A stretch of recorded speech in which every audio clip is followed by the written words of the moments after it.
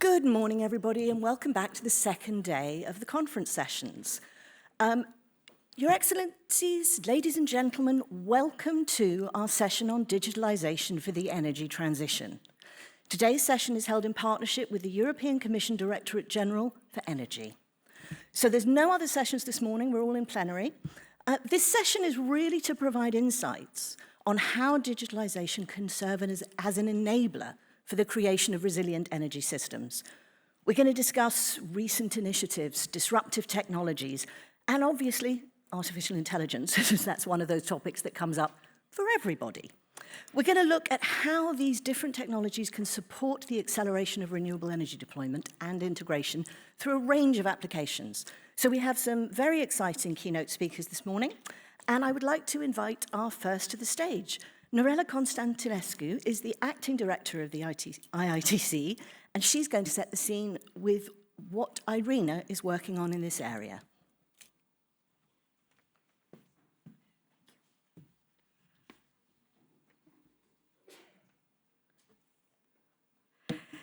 Thank you, Felicia, and good morning, all.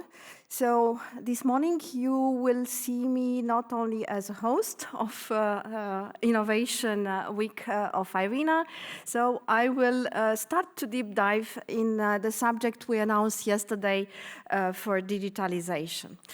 And this session is focused on how digitalization and AI can support the energy transition. Later on, we will hear actually how renewables can feed the needs of AI in terms of electricity demand, and we will see afterwards some interesting use cases. So I will start by mentioning how we approach actually the work which we carry out presently, and we hope by autumn to provide I don't know if it is another report, but at least a toolbox through which governments can address digitalization for energy transition. And we take first, of course, the benefits which digital solutions can bring. You have heard yesterday that last year, 585 gigawatt were deployed as new capacities in renewables. But this is 90% driven by solar PV and onshore wind. So we have to deal with the variability of generation and weather-dependent new capacities which are brought into the system. On the other hand, of course, we have to work on the electrification because this is the efficient way actually to integrate renewables, driven by electromobility, driven by heating and cooling solutions, by the needs of data centers and use of AI. So this brings actually variability also on the demand side. And in between, the electricity grids, transmission, distribution, and also new services and new elements we have to integrate in terms of flexibility. So the system becomes, of course, very complex, more decentralized, and at the same time, digitalization can bring efficiency, because this is the major role of digitalization for the energy transition, which can be translated afterwards in the reduction of energy cost and also in the integration of renewables. I will not go maybe in all the use cases, but I would mention maybe few. So we can start from planning and of course the integration of weather data or the siting of renewables, which can be optimized through the use of digital solutions. We can look at the demand side and actually follow, and sorry, maybe I use a term which is more technical, so the load profiles which are changing, which are not the same as before. And also we have to take into account the electricity grids, which needs to be there, so in many cases and in many countries, while we integrate all these renewables and ensuring that the lights are on all the time. So we have certain systems which are in place, and we have to take into account this particularities. And of course, the security of supply and enhanced business efficiencies, because the digitalization can work on the value stacking creation for end customers. Of course, this doesn't come only with the benefits. We have also actually certain risks. But what we have to do is to manage actually those risks. And we will see actually in the next session, there is the surge of demand by data centers and the training models used for the AI. The cybersecurity, and especially when we look at what we call critical infrastructure, which in the end it's given also in the electricity system. Of course, we have to take into account cybersecurity vulnerabilities. There is also a question of data governance, the needs, as well as the protection and the regulation of all those who are actually the owners of the data when we deploy the digital solution. And we will hear afterwards the speakers talking about that. And what I mentioned before, so the integration into the legacy systems. Now, a few maybe insights into the potential demand of digital solutions and use of AI. We are working on these assessments, and afterwards you will hear in the next session with my colleague Adrian. We have a kind of estimations. They are quite broad in terms of the ranges of future demand needs of electricity of AI. Today, it's around 460, 500 terawatt hours, so approximately a little bit more than 1% of the global electricity demand. And depending on how actually the digital sector will evolve and which solutions they will adapt in terms of model complexity or in terms of the use of edge computing. So this demand can vary, and you have there some patterns which were developed by different organizations or by different companies. But we can say that by 2030, and this is not long time in the future, the demand can increase to 1,500 terawatt hour. This represents half of the electricity demand of Europe today. So the increase can be quite fast, and we have to cope with that in terms also on what relates to grid connections. For example, in Ireland, the electricity demand of data centers represents 30% of their total electricity needs. Now, going into our approach, IRENA approach to digital solutions to support the energy transition. We wanted to create and we want to develop a kind of toolbox on how to assess that. And this goes from actually data gathering technologies, so being the sensors, being smart meters, to data flows, which can be related to weather, to market operation, to consumers, the digital technologies. So I mentioned artificial intelligence, but there are others as well, Internet of Things, of course, digital twins, software applications, and then the use cases along the energy supply chain. And what how we take it as an approach, it's a kind of digital value clusters where we see that actually by looking into the monitoring, we can provide interesting use cases regarding predictive maintenance or enabling early detection of equipment issues or unplanned outages. Forecasting, I mentioned before, to enhance actually the energy planning, the advanced forecasting techniques both for generation and demand.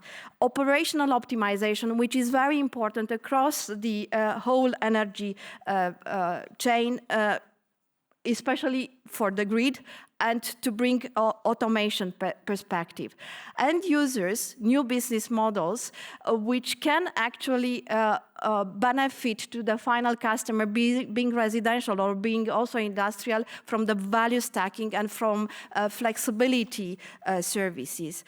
And last but not least, the transparency and governance. I mentioned that in terms of coordination, integration across stakeholders, across electricity, but also other sectors, and the governance and the accountability.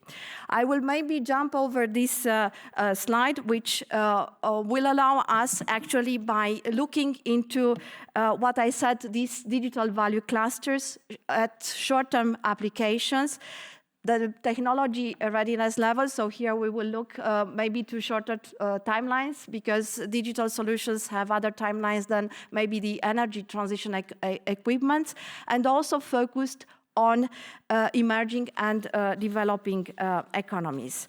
And to conclude, I hope Felicia still in 1 minute.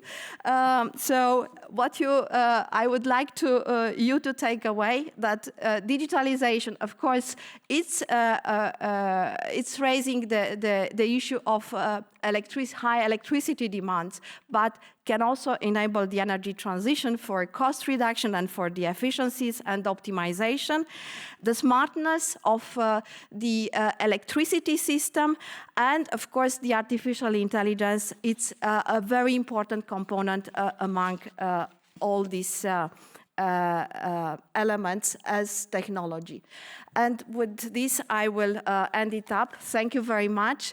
And when I will do conclusions, I will also draw your attention towards a survey, which we would like to do it with all of you in order to highlight the use cases and the technologies and the applications you have. Thank you very much.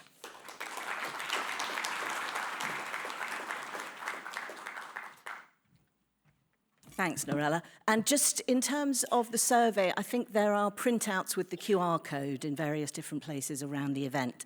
Now I'd like to invite Vincent Berrutto to come up to the stage.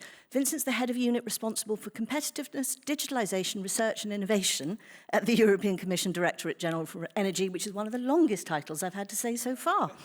And he's going to talk to us about European Commission digital initiatives. Thank you.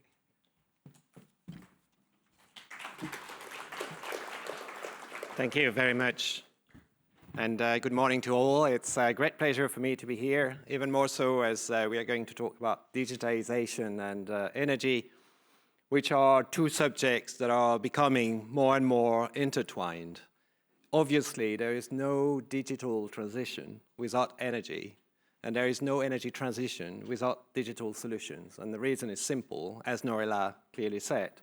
We've got an energy system in many countries around the world that is becoming more and more decentralized, decarbonized. In Europe, for instance, last year, nearly half of the energy that we produced, the electricity that we produced, was coming from renewable energy sources, mostly wind and solar. And that is happening in other countries as well. As a result, our energy systems are becoming more and more complex and more integrated across different sectors, across different energy vectors. And this is why we need powerful digital solutions to help us plan, operate, and maintain those energy systems. Think of electric cars, for instance. Their cost has decreased, and we see more and more of them on European roads. I mean, they're a fantastic storage tool that we can use to help stabilize the electricity system, make sure that renewables match demand all the time. But that won't happen if we don't have the digital tools that allow the energy to flow from the vehicles to the grids when it's necessary and when it's possible. And that's why at the European Commission, we've decided back in 2022 to adopt an action plan for the digitization of the energy system. We've looked at different actions that we should be taking as a governmental organizations to help digitalize the energy system. And one of these actions was to foster the access and exchange of energy data. We had lots of consultation with different people, and they said, well, there's something which is hindering the digitization of the energy system, is the lack of interoperability between energy-related data. So we've been working on that. But we've also observed that there weren't enough investments in smart grid technology. So we worked also with the system operators to develop smart grid indicators, to develop a digital twin of the electricity grid. And Norela knows that work very well because she was very active and she helped us progress quite a lot in this area. We looked also what we could do to help consumers engage in the energy transition with digital tools. So we fostered a number of initiatives as well to empower the energy consumers, help them become prosumers, to help them also raise their energy skills. So we launched initiatives in this area.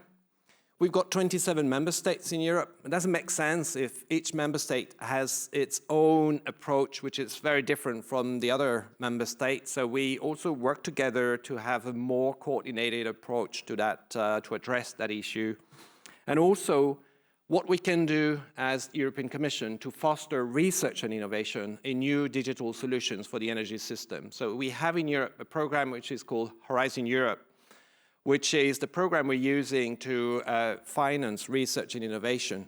And that program is open to many countries around the world, so I encourage you to have a look.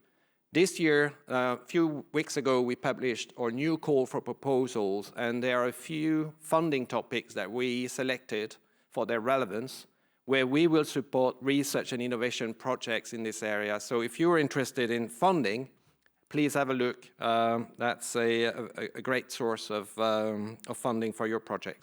And of course, we've looked at the other side of the coin, as Norela said. I mean, digitizing the energy system also entails a number of risks. So what actions we should be doing to ensure cybersecurity, and what can we do at European level to reduce the energy use by digital solutions? So we've come up with a number of initiatives also in this area, and I guess I'll have more time during the panel to say a bit more about that. But does it mean we've all done? Certainly not. I mean, what we see is that digital technologies are progressing very fast. I mean, and we need to come up with new actions. And in the field of artificial intelligence, for instance, I mean, that's a very clear area where we haven't done much yet. In our action plan, we mentioned, I think, AI twice. We're working more and more on it. I think we see a lot of progress, we see a lot of applications, and a lot of development potential with AI in the energy system. I mean, I can be rather quick on that because Norela mentioned a few of the advantages that AI can bring in terms of predictive maintenance, in terms of forecasting, the renewable production, but also the energy use, in terms of planning as well, all the analytics that we have to help us with this, how we can use AI as well to optimize energy use in buildings, in industry, in every household, and there are many other applications. I mean, we might be able to cover more during the panel. I think we will also, with the survey, get more input from yourself. And that's why, because of all these new developments, we are preparing now a strategic roadmap for digitalization and AI in the energy system. So we want to come up with new initiatives in this area, and it's a priority of our new energy commissioner. The question we ask ourselves is not so much, can AI bring benefits to the energy system? I mean, the answer is clearly yes. I mean, a recent report from the International Energy Agency, for instance, showed that 2 in 3 grid operators already use AI for asset management and operation planning. So that's been used for a certain time now. The question we ask ourselves is rather, what can we do as an intergovernmental organization to foster the use of AI and more broadly digital solutions in the energy system, and what we should be doing to mitigate the associated risks. One of them, of course, is the rising energy consumption. I mean, the IEA showed that the electricity consumption in data center will at least double in the next 5 years. I mean, I'm very interested by your graphs, Norela, because you're comparing those figures with others. There's a lot of uncertainty, but one thing is clear is that the data center energy consumption is going to increase. So we've got a responsibility as a European Commission to make sure that we take measures to reduce it. In Europe, data centers account for between 2 and 3% of the electricity used. So one could say it's not a lot, but it's very localized and it's very close to city centers. If you take Ireland, for instance, data centers account for 20% of the electricity used in Ireland. So obviously it's a major issue that they are facing, and there are other countries where we see also that sort of issues. So the objective of our roadmap will be to take stock of the latest technology developments and propose measures that exploit the benefits of AI, but also look at the risk and the mitigating measures that we can take. In the coming weeks, we will launch an open public consultation. We want to listen to the people, so I encourage you to have a look and send your feedback so that we can take this into account during the preparation of that roadmap. Alongside this roadmap, we're preparing an electrification strategy. We want to increase the electrification of the energy system in Europe. We're also preparing a set of measures to modernize and further digitalize the grid. There's an urgent need to step up investments in this area, so there will be a grids package coming towards the end of the year. And all these measures form part of a broader action plan on affordable energy. Affordability of energy is a key priority in Europe, but also in many other countries around the world. In Europe, our energy prices are way too high and much above the prices in other jurisdictions. We believe that electrification, digitalization are the solutions to bring down those prices and costs. Of course, we don't want to do that alone. I think international collaboration has been and will continue to be essential to make progress in this area. In this sense, it's quite positive that the G7 summit will have AI and energy high on their agenda. It's also quite positive that the joint meeting of the Clean Energy Ministerial and Emission Innovation later at the end of August will also have AI as one of their priorities. I think South Korea wanted to address that theme, and we will be reflecting with the members of those initiatives what we can do together to further digitalize the energy system. And I hope that the session today will also help us explore the issues we are facing and learn about each other's experiences in digitizing the energy system. Surely, the workshop today will inform the preparation of new initiatives in this area and will help reap the benefits of digital solutions to progress all together in a faster way towards an energy system that is cleaner, that is more secure, but also more affordable. Thank you very much for your attention. Thanks.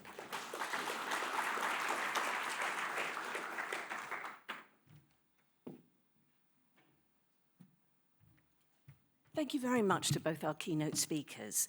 We're going to move on to the scene-setting presentations now. Could I ask Dr. Maxime Souvigné to come up to the stage? He's the team lead for climate risk analytics and a senior scientist at UNUEHS. He's served as a postdoctoral researcher at the University of Bristol and worked as an international consultant for a range of organizations, including the KfW, the World Bank, and the GIZ.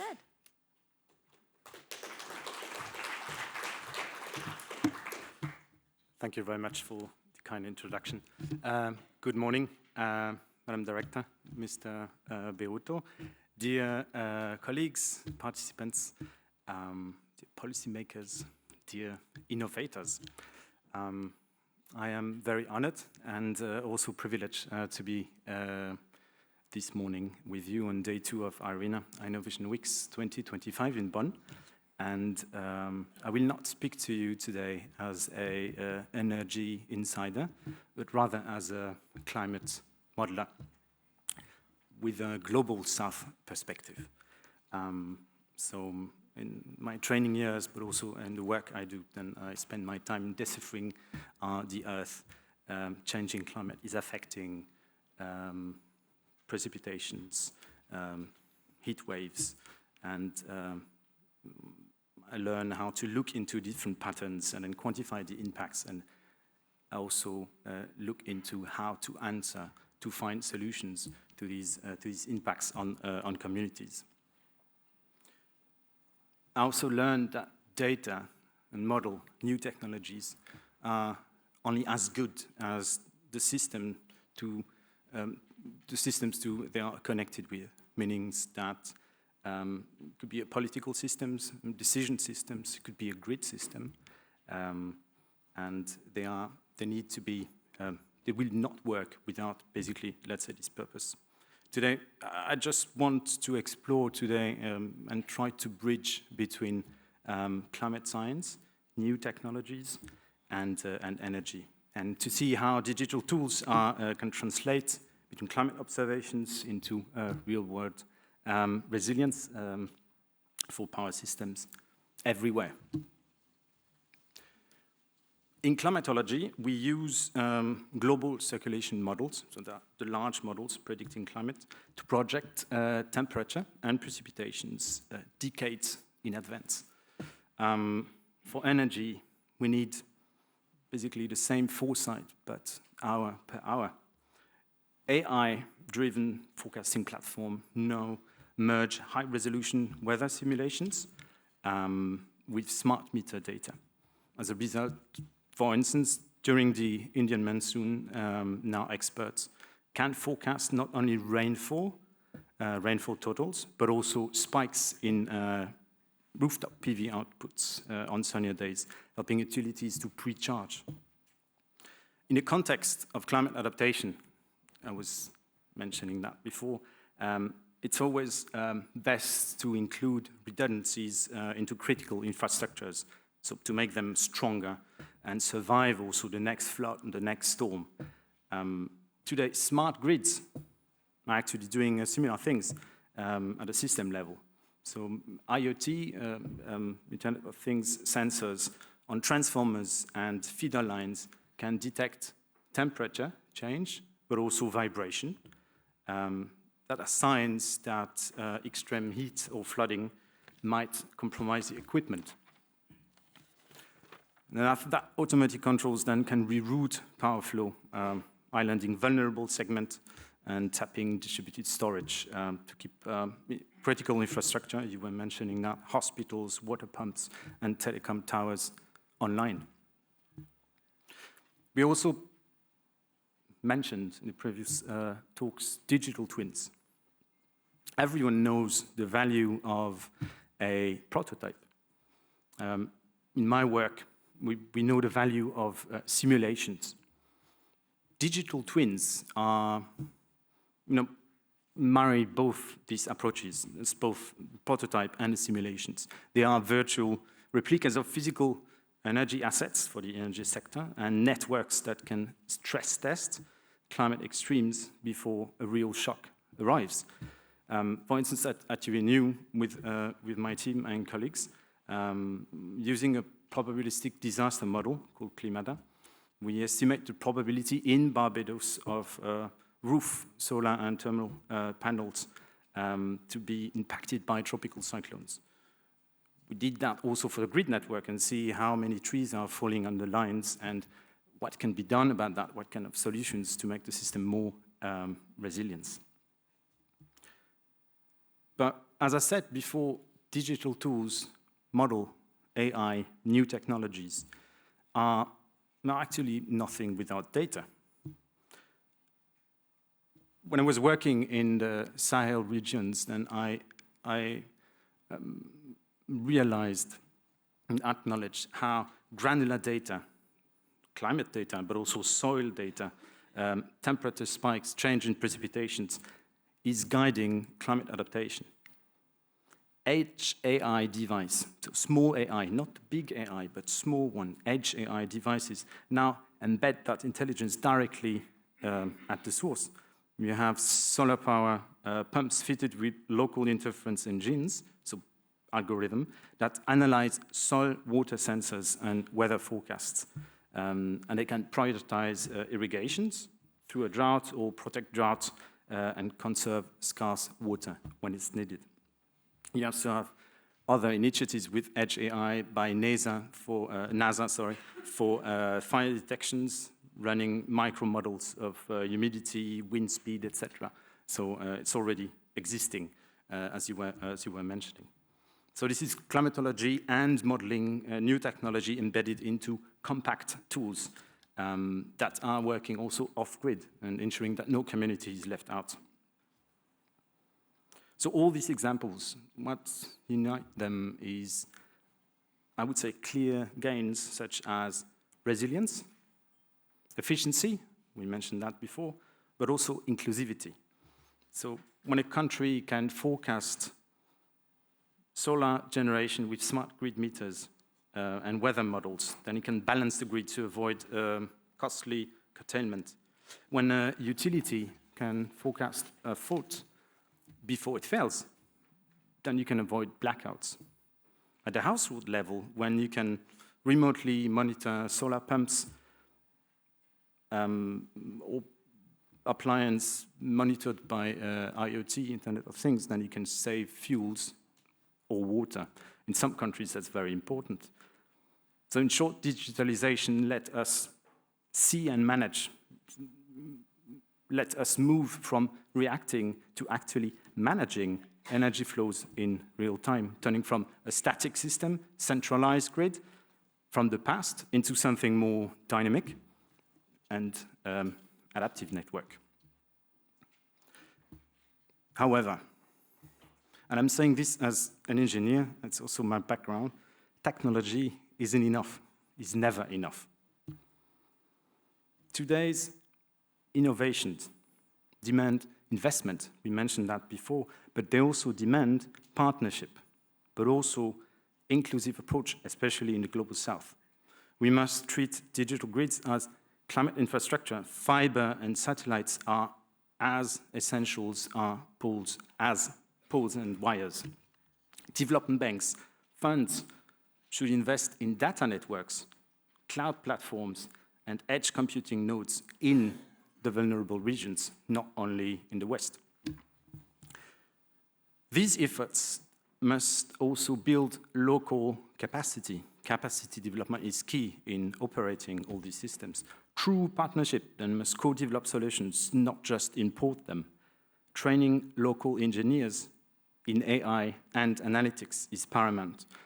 Setting open data standards and nurturing the next generation of tech entrepreneurs, but also women energy initiatives in every country.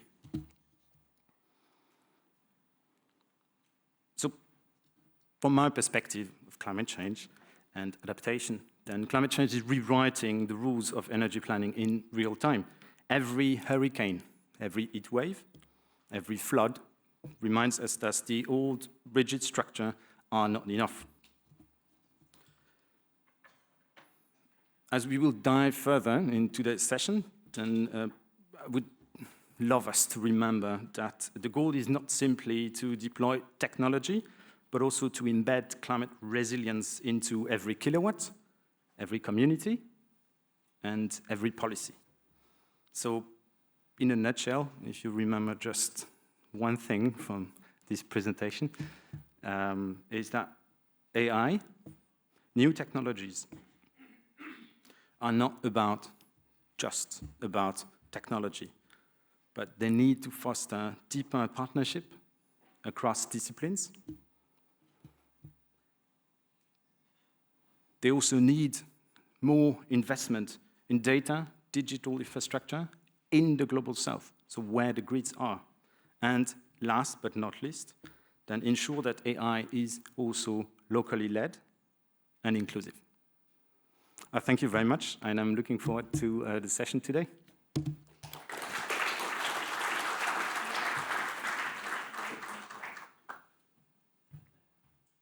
Thank you, Maxime. I'd like to invite our next speaker to come up to the stage. Marcia Poletti, Head of European System Change at Octopus, is going to tell us about what Octopus is doing in terms of innovative solutions for the energy transition.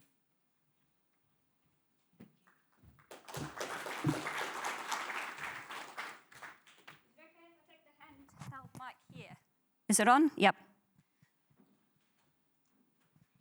So, good morning, everyone. It's great to be here. Bonn's a beautiful city, and the energy transition is a beautiful thing. Octopus Energy, we use technology to make the energy transition happen more quickly and cheaper for citizens, people, the planet. You know all this already. Energy systems are becoming more complex. They're moving from the sort of unidirectional flow from large-scale generation to a much more complex interrelated web, where power flows in different directions, where there are many edge devices. So energy systems are becoming much more complex. They're also becoming much more volatile. And this is some graphs from Australia, going from 2011 to 2019, and you can see the increase in price volatility. These are things you know. They're also becoming a lot more dynamic. As you increase the percentage of renewables, you're getting more and more trading happening much closer to real time. And then lastly, there is a call for huge investment. Now, some of that investment we can avoid if we do a better job of using existing assets. So in particular, existing grid infrastructure is often only used for small parts of the day. So being able to use that more effectively is central. And we can't do all of that without AI. So I'm going to talk about 3 use cases. Norela very brilliantly set out the sort of spaces that you can see AI being used. I'm going to talk about networks, so forecasting congestion, how we're managing load and consumer flexibility, and lastly, how we're interacting with consumers. So the first thing, I mentioned that we need to get better utilization out of networks. And you can see the top graph, this very busy trace of actual data from a secondary substation, so quite low voltage level. Turns out you can take that data and you can feed it into a machine learning model and then ask it to predict. So the bottom extract here, you can see the blue line is the actual data. The red line, it's a bit bumpy, is the machine learning prediction, and the green line is what actually happened. Now, the great thing about being able to forecast congestion is you can then use it. So you can use it to, I'm going to go back. You can use it to create a dynamic price. So that for smart devices like an EV, or even more traditional devices like storage heaters, anything you can control can respond to that dynamic price. And that means you nudge loads to use the network when it's when there's limited traffic on it. You can also use that same congestion forecast to trigger the activation of explicit flexibility. So you can send a signal to a grid-scale battery or to small domestic assets and get them to discharge to help the grid. And you can also do it. You can also use that same forecast to manage distributed generation on flexible connections. And here's a chart of what actually happens when you do that. So the top chart is the control group. The blue is the combined wholesale and network price. You can see the beginning of a secondary peak happening. The bottom chart says if we feed the dynamic price in, you can see the load itself responds, and you get this dip where the smart load has moved away from that network peak and that congestion. So the second use case is here. As you electrify consumer devices, electrification of heat and transport, you get a lot more smart devices on the system. And you need to manage those devices flexibly. So this is some screenshots of the interface that the customers will have.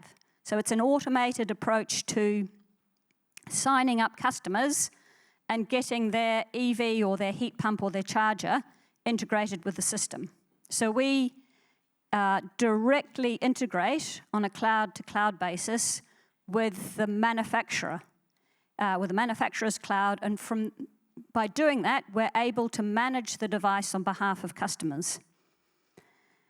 And if we can manage devices on behalf of customers, we can move the charging to really cheap times of the day. That means we can pass that value on to consumers. So this particular product for EVs, we're able to give a 70% discount to customers. So when we talk about the use of AI to integrate renewables into the system, this is what we're talking about. We're talking about moving consumer demand to periods when renewables are plentiful. But the challenge is there are lots of devices. So in the UK, we've currently got around 1.8 gigawatts of devices. That's a lot of complexity. And what we do is we use AI, again, machine learning, to manage that complexity. And what we're doing is we're saying, well, if you look at the optimization problem we're trying to do, we know, or we can forecast rather, when consumers are going to plug in. We know the size of their charger. We learn over time how much power they're going to need. And along these 3 dimensions, we begin to create clusters. So again, using machine learning to create those clusters of how much flexibility they have and what sort of flexibility. So by that, I mean, if I need 10 settlement periods to charge my EV, and I'm only plugged in for 10 settlement periods, I have no flexibility. If I only need 2 settlement periods, but are plugged in for 30 settlement periods, I have lots and lots of flexibility. And what we're doing is we're creating those clusters and then optimizing. The last use case is working with customers. So one of the challenges of our new emerging energy system is people used to sell electricity. We're now selling a huge range of highly complex products. The average call for a customer on a smart product is roughly twice that from a standard customer. So it's absolutely key, if this is going to scale, that we find better ways of managing it. And one of the things we're using is generative AI, or AI that's not just forecasting based on history, but creating new material based on the information it's receiving. So we use it in 3 key ways. The first is we get customer emails and we need to respond to those. Magic Ink, which is our AI platform, will read the customer's email, will check all the relevant regulatory material, will check the customer's history, will check any of our sort of internal documents, and then create a draft. And that draft will be created in the style of that particular customer service person. So they're all individualized, and the AI learns how that individual person normally responds to customers. The second thing we're using it for is when we get a customer call. So in this case, the Gen AI is receiving an audio input as well as a text input. They're able to summarize that call and add it to the customer's notes.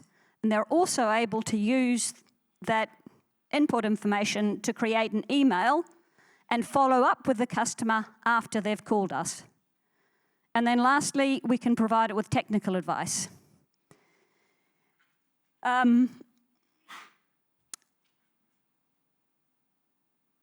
Basically, customers really love it.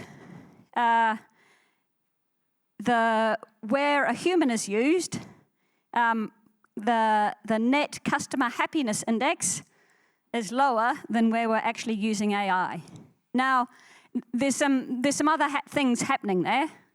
Part of it is the really complex cases are going to be handled by a person rather than AI, but still a really interesting. It's a really interesting factor. And the other really interesting thing is customers can't believe it's AI. So we have these lovely suggestions, so we get a lot of social media. We monitor and respond. It's a way we get input on what's happening with our customers. But here's a little dialogue, and someone saying, well, no, it can't possibly be AI. It's far too personalized. And we looked into it, and it was all generated by AI. So that's all I'm going to say. Thank you very much, and I look forward to the panel, and it's great to have you all here.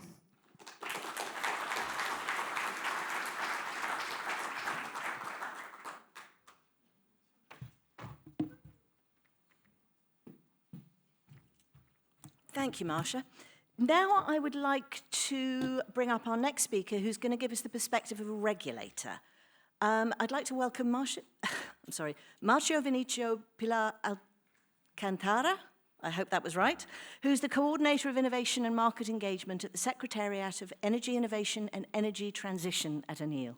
If you'd like to come to the stage. Thank you.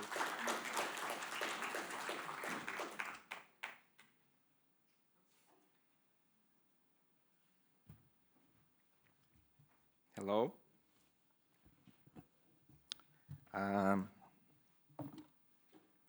Where is the presentation? Good morning, everyone. It's a pleasure to join you here at IRENA's Innovation Week. First, I'd like to thank the organizers for the kind invitation. And I'm Márcio Alcântara from ANEEL, the Brazilian Electricity Regulatory Agency.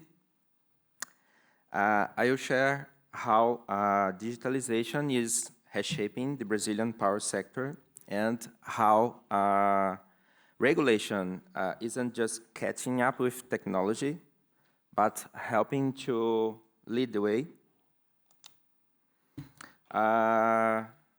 Let me start by giving a quick overview of our institutional arrangement.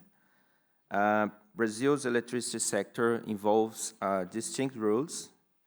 The minister defines policy, EP plans, ONS operates the grid, and ANEEL regulates and oversees.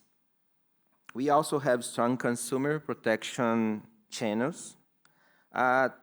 This structure has allowed Brazil to become a global leader in renewable electricity, and now we are building the digital layer on top of it. Well, Brazil is already a privileged position. Over 87% of our electricity comes from renewable sources.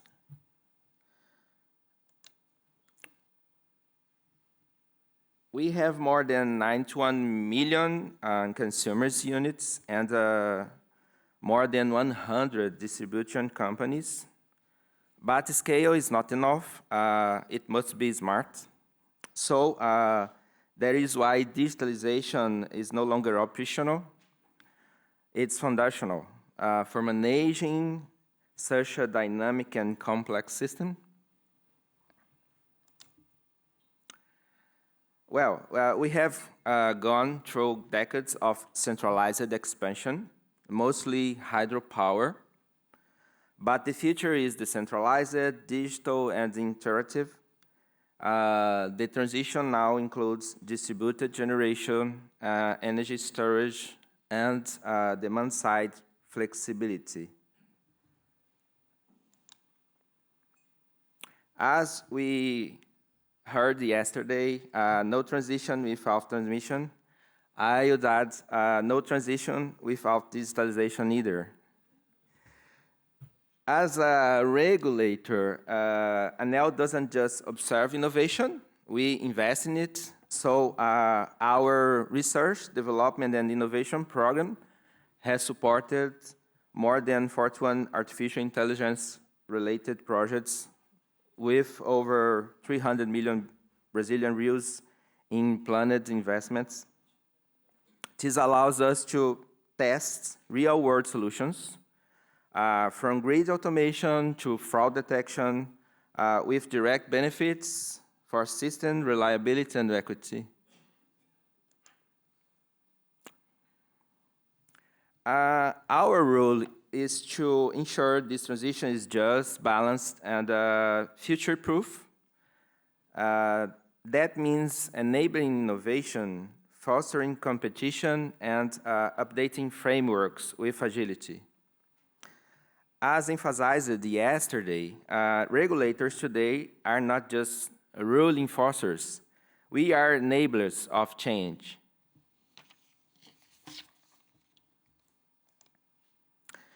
Digitalization enables real-time operations, distributed energy resources integration, and consumer engagement at scale.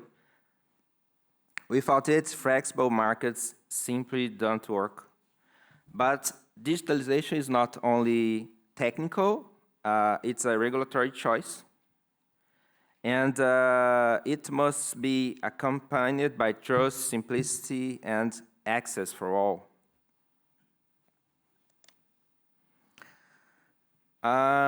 We are aligning our regulation to unlock this transformation, implementing AMI, advancing energy storage,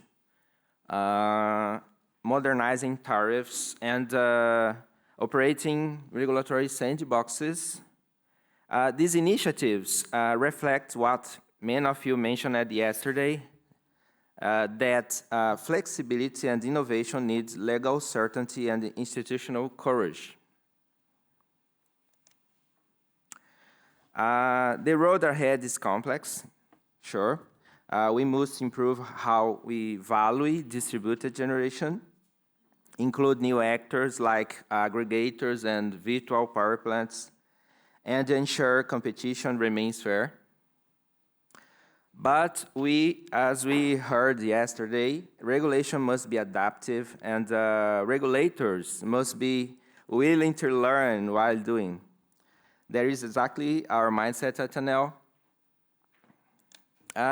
In short, Brazil is already a global leader in renewables, and now I am to lead in digital transformation as well. Not just with technology, but with inclusive, adaptive regulation. Thank you, and I look forward to continue this exchange.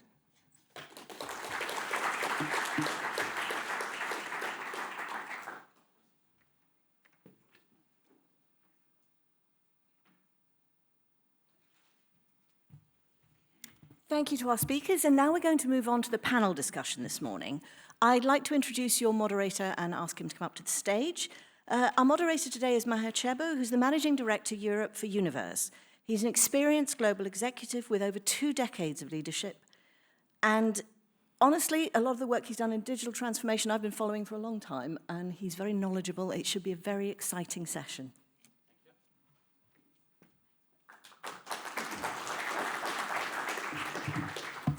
I have a fantastic use case for AI is timekeeping.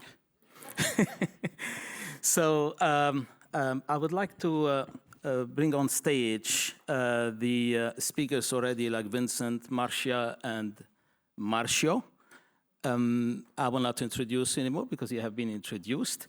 And I would like to bring the other 2 speakers, Guilherme Castro, Senior Manager, Faculty AI, and Arnold Kammerbeek, CEO of Jungle AI, who arrived, I guess, on time. How are you? So, yeah, maybe you can keep that for me, because I will be sitting here later on, and then you can... Yeah. Okay. And so Guilherme is a Senior Manager within the Faculty Energy Transition and Environment team. He worked on different bespoke AI solutions, 10 years of diverse experience, worked on models for scaling up around companies like Octopus and DataIQ, and he is part of the use network as well of the IRENA. And the Arnold was an experience of being the CEO of Jungle AI and commercial growth leadership for companies that are in the area of renewable energy assets, and a good background as well in business, studying at INSEAD and worked in both consulting companies and energy companies like McKinsey, Shell, Vattenfall, and Delta NV. Now, before I start asking you the questions, I ask myself the question, where do we have a good penetration of digitalization in renewables? And what I found out, whether we believe in these percentages or not, but I believe a bit in them. So I looked at the renewable assets. What I found out is like between 25 and 30% penetration in renewable assets. Then I said, let me compare with the automotive industry. And I found out in the thermal vehicles, because you have diagnosis, for example, you have sensors as well in thermal vehicles, you have between 20 and 40% penetration. And when we look at the EVs, 70 to 100% in penetration. Much more in the EVs around the operating system, around the battery management. Battery management system is 100%. So then the conclusion I had to myself is, well, the more the system is complicated, because in renewables is 25 to 30%, but wind is 40%, solar is less. Why? Because wind has a lot of mechanics, it's much more complicated. An EV, nobody can imagine driving an EV car without having a full AI system behind it. It's very dangerous. So it's where you have 100% of penetration in the battery management system, for example. So the more it's complicated, the more AI is needed. This is why part of my questions will be around use cases, the must-have rather than the nice-to-have, the value and the outcome out of the AI use cases as well. And of course, you need to have an incentive, right? If you don't have the incentives and the compelling events like by 2035, no more new selling of thermal cars and so on, all of that helps, right? So the regulation as well will be part of my questions. Now, to start with, I would like to ask a question to all of you. And of course, the ones who have been speaking, should have a bit less airtime than the newcomers. So the first question is, well, because the digitalization is reshaping the energy transition, what are the most transformative, maybe disruptive digital technologies currently that you believe from your experience, from your daily work, are currently, according to you, accelerating the energy transition, okay? And I will start maybe by Jungle AI. Okay, thank you. Yeah, I will talk about my own experience, and it was on the slides before already. Predictive maintenance. That's what my company does. So just some quantitative headlines. Our customers currently already reduce global CO2 emissions by 30,000 tons per year just by the use of our software, and that is through catching critical failures before they actually happen. EBITDA margins are improved by about 20 to 25% on an average solar or wind farm, which I think is incredibly important because it's competing in most integrated energy companies against fossil fuel projects. So when these new wind farms, when they boost their returns from 6 to 8%, all of a sudden they do compete for new capital instead of old-style fossil fuels. So that's the kind of impact that predictive maintenance already has, and it is here, it is working, and it is actually, as one of the speakers already said, about 2/3 of the companies globally are already using it. Thank you. So let me go to Guilherme. Maher, first of all, good morning.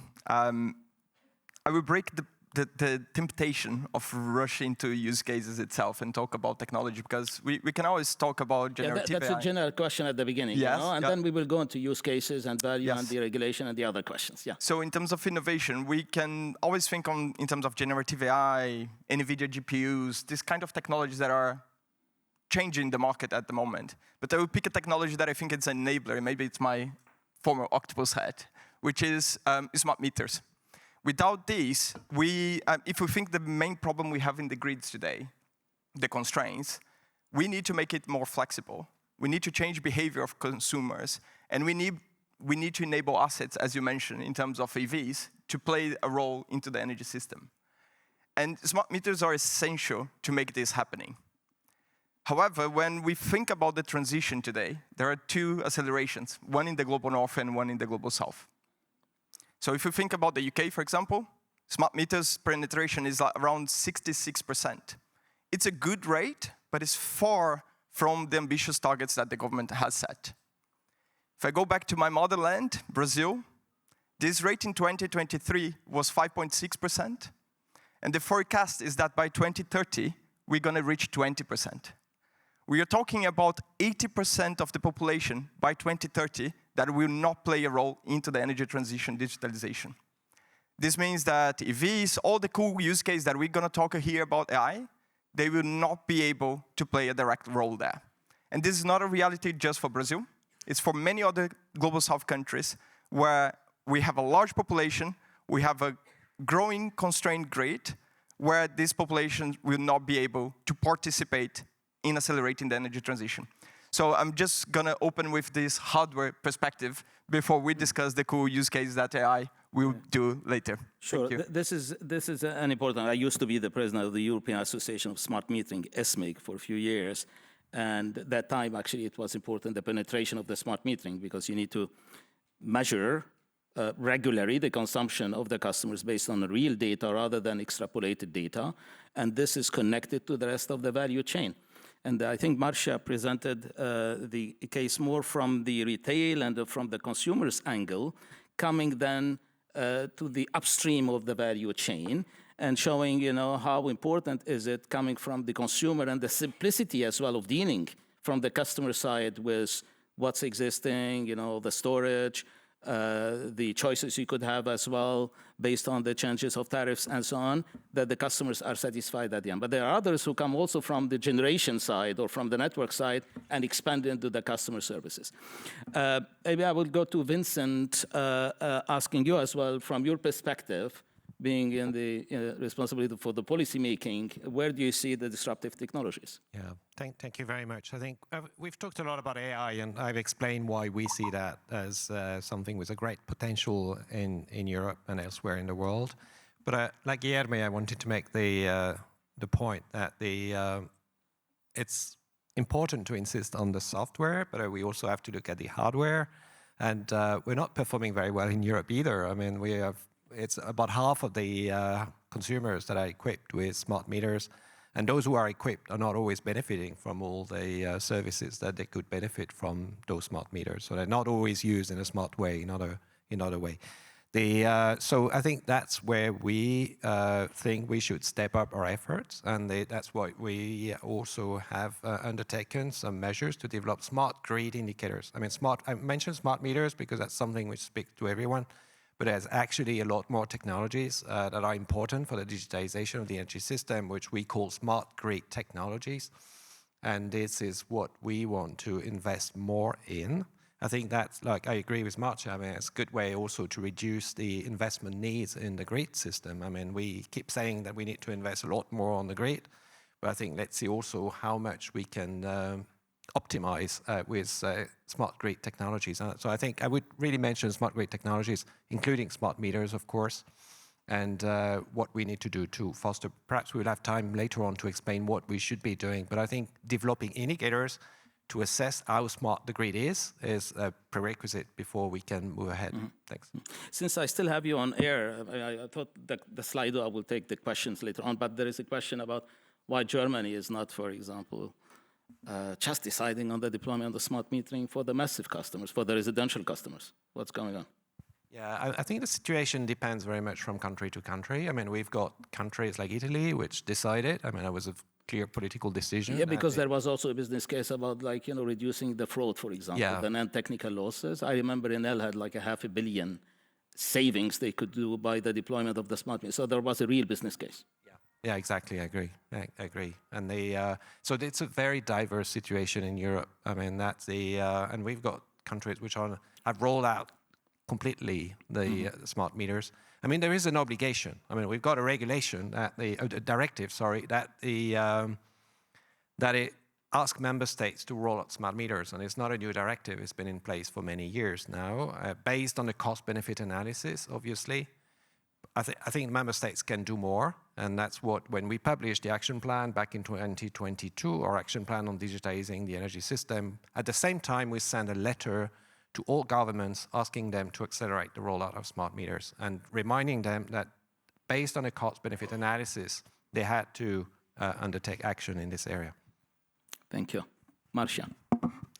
So I'd like to say three things, and I think the first thing is, as someone who, as a company who absolutely believes in monetizing the value of that flexibility, smart meters are critical, and critical to the extent that in Germany, we have bought and developed our own smart metering company to be able to roll out smart meters to German consumers. And we find that when you offer consumers value, they're quite happy to take up a smart meter. However, we also need to be really pragmatic. And in places where there aren't smart meters, most of the OEMs, most of the telemetry on an EV or a heat pump or any of these other assets is sophisticated enough to tell you what's happening with the load.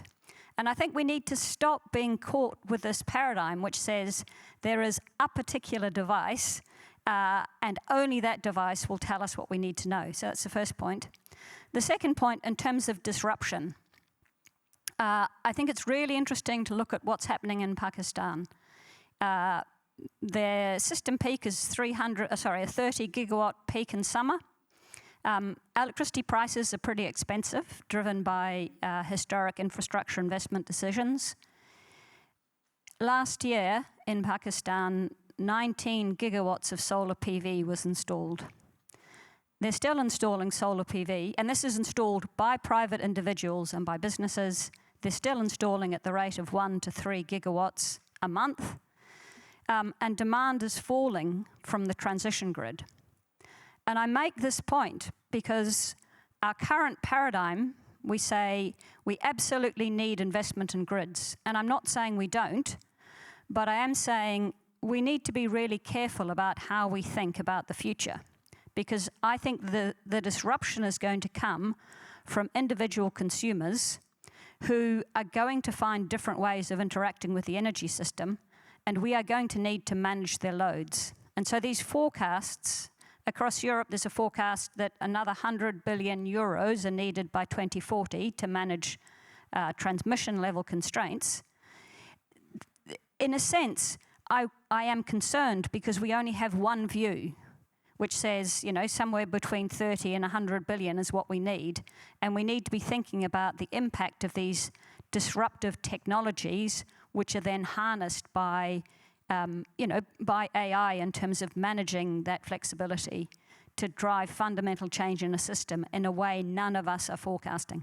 Yeah, I think you're right. I mean, what you were mentioning about Pakistan, I had in the past an experience. I was working at SAP trying to sell billing and customer care solutions, for example, to a region in Turkey, Kurdish region. Well, I asked the question how much they are paying per month. I mean, it's symbolic, like peanuts, a few euros, and a lot of them do not pay. And if tomorrow you start putting something different, you create a big social problem.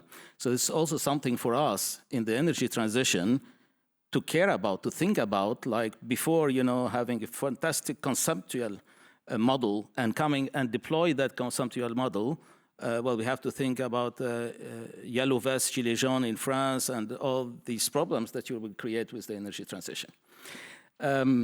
Márcio, I think you have done the energy transition, 87, 89% from renewables. But thanks for being here. Oh, thank you. I want to say that Brazil has these renewable sources because of the nature, but we need to integrate digitalization, and of course, smart metering is a cornerstone of it. And but it has a cost to install it. So we need to be more selective on this adoption. And we started with higher voltage. It is why we have so low installations. But gradually, we will expand this to the low voltage consumers, for sure. Yeah, but I have a question. So most of what you have comes from hydro today, 85%. I mean, are they people thinking about like, okay, let's manage and diversify. Who knows, maybe tomorrow we don't have enough hydro resources. Should we invest more in the other diversifications? Like in France, you have a lot of nuclear, but people want to shut down some nuclear plants and increase more the renewable assets, the other renewable assets. Is there that thinking in Brazil?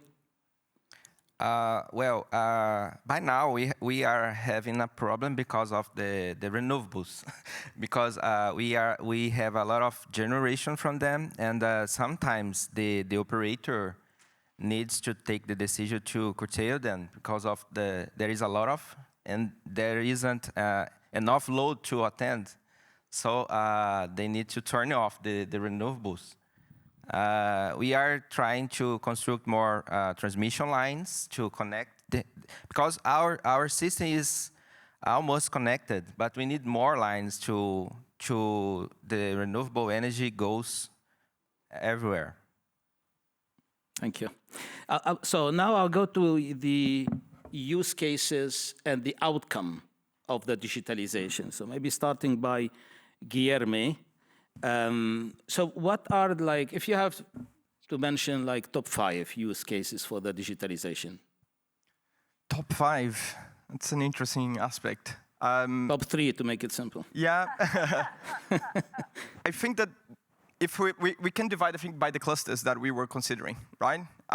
If you think on the industry side, having visibility on the edge aspect, the more granular visibility of the machinery, every control you can have, similar to the system we are thinking on our households. So you want to control the heat pump, you want to control the battery, you want to control the freezer, whatever you can do there that can contribute in terms of flexibility. That is for sure one aspect in the industry. Second one is, with any asset, you want to keep it a lot like your own, as much as you can. So availability, and I think this is linked to Django's expertise, predictive maintenance, right? And that is really dangerous because predictive maintenance in itself are multiple use cases under one topic, one umbrella. You can think that if you're routing your engineers to the right site at the right time, that is predictive maintenance. You're optimizing the way you do your routing, down to the system that you want to identify anomalies, right? Like you want to spot that single signal that will say this machine is about to break. And the third one, I think, is forecasting, right? Like one of the biggest challenges we have today is with renewables into the grid is intermittency, right? So one big cloud, one wind drop can cause system challenges, as we saw in Spain and Portugal recently. So how can we go there and understand that the intermittency more precisely? How we can see forecasting, and one adjustment here, I'm not saying that the outage was caused by renewables, it's just the perspective of the intermittency and this variability that you have on the grid. Understanding forecasting it better is essential, I think, to give signals to the market. So I would pick these 3. Flexibility sides of optimization, predictive maintenance, and forecasting of demand and pricing. So if I take these categories, what you mentioned are more for residential and commercial industrial customers. And then what about the large-scale renewables and storage that would be more just the predictive maintenance or more than that? What about the whole AI analytics and so on? You put it in the package with the predictive maintenance? Yeah, I think that forecasting is really important for the asset owners and generators as well, right? Like we are not seeing any more single assets being developed. If you think solar today without battery, that is really hard. You need to go there to guarantee you are not captured by price cannibalization that the market is having with the flood of renewable energy.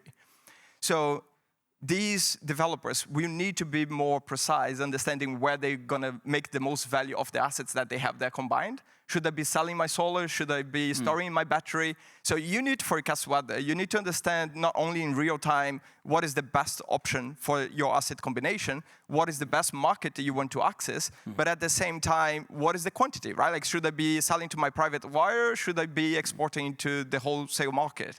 I think this is a really important point for generators going forward, right? The market's getting more complex. You have more options to make money from your asset. So you need to have, AI is a greater optimizer to understand what is the best market there. Okay. So let's speak now, show me the money. Huh? Let's speak about how much value outcome we get out of maybe these use cases or others, Arnaud. So can you provide us with some examples how the AI can improve the productivity, for example, in the maintenance and operations, and other examples as well? Yeah, so the biggest use case indeed that we see when you apply machine learning to the data, the raw data of the sensors of wind and solar farms is indeed predictive maintenance. There's also performance optimization, there's also power forecasting, there are also very good use cases. But the biggest one, if you talk about and the bottom question line, is how much? Yeah, 1.5% additional revenue. Is a lot of that's in revenues. Yeah, but which falls straight to the bottom line because its marginal cost is zero. So that means an additional 1.5% percentage points on EBITDA, which means typically about 20% EBITDA margin improvement. And then, so that's the result of reducing the cost of operations. Well, it's not. I would say it's the enhancement of revenue because there's more uptime, more availability, therefore more production. Predictivity with the weather data and so on. Exactly. But if you are speaking about reducing the cost of maintenance, the cost of operations, how much percent? It's a smaller percentage, just a few tenths. 5? Yeah, something like that. Yeah. But it's in the grand scheme of things, revenue enhancement is a factor 10, typically higher if you talk about real euros or dollars. Okay. So now I will go to Vincent, and I will bother you again with regulations and so on. Maybe if you can give example of positive regulation that led to accelerating the energy transition, maybe negative ones, where maybe they did the opposite of what we were looking for. Do you have this kind of like examples or benchmarks? Negative example. Sorry? It would be harder to find a negative example.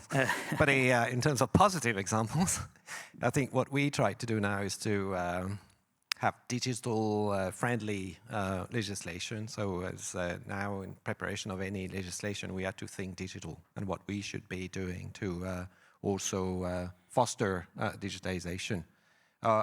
I think of one now, which is the Energy Performance of Buildings Directive, for instance, where we have imposed obligations to give to tenants and managers and owners of buildings access to their energy data, and then it's free for them. I mean, they can then pass it to other third parties, for instance, aggregators, so that they can use this data to help reduce the energy use of their buildings. So that there are specific obligations for data sharing. I think that the data sharing is really important. I think that's there's no AI without data. Others say data is the fuel of AI. That's an area where we absolutely need to work, and we see in the European Commission that we have a role to foster the access and the exchange of data. And there are certain provisions in Europe, I mean, in legislation, which is cross-cutting. It's not limited to energy, but it's really cross-cutting, and that's targeted to many sectors, and that improved data access. I mean, the Data Act, for instance, is one example.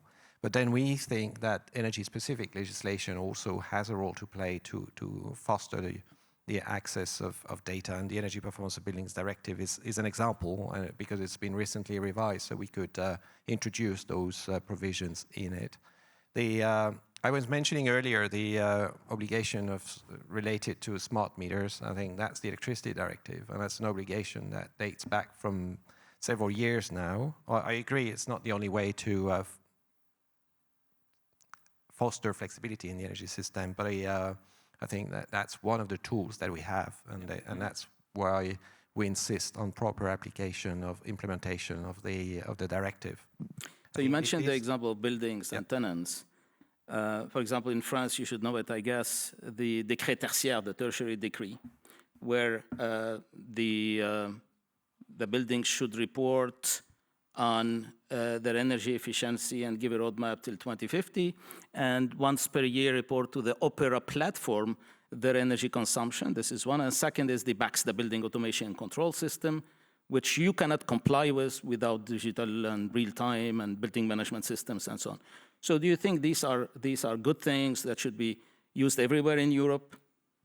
I think it's, obviously, these are good things, otherwise we would have embedded them in legislation. But where we need to be cautious is on implementation and ensure that there's a proper implementation of those pieces of legislation. And that's why we're working with member states inside, for instance, concerted action. So we gather all the implementing bodies, all the ministries in charge of implementing those pieces of legislation, making sure that we implement them properly in a consistent manner across the 27 member states.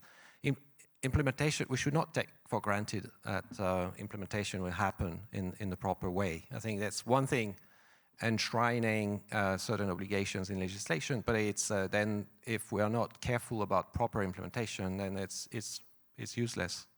And this is where we want to spend a lot of efforts. At the same time, I should say that we are also reflecting on how to simplify legislation. So there's in this new commission, which started in this year, I think there are a lot of efforts to simplify legislation so that we can also facilitate its implementation.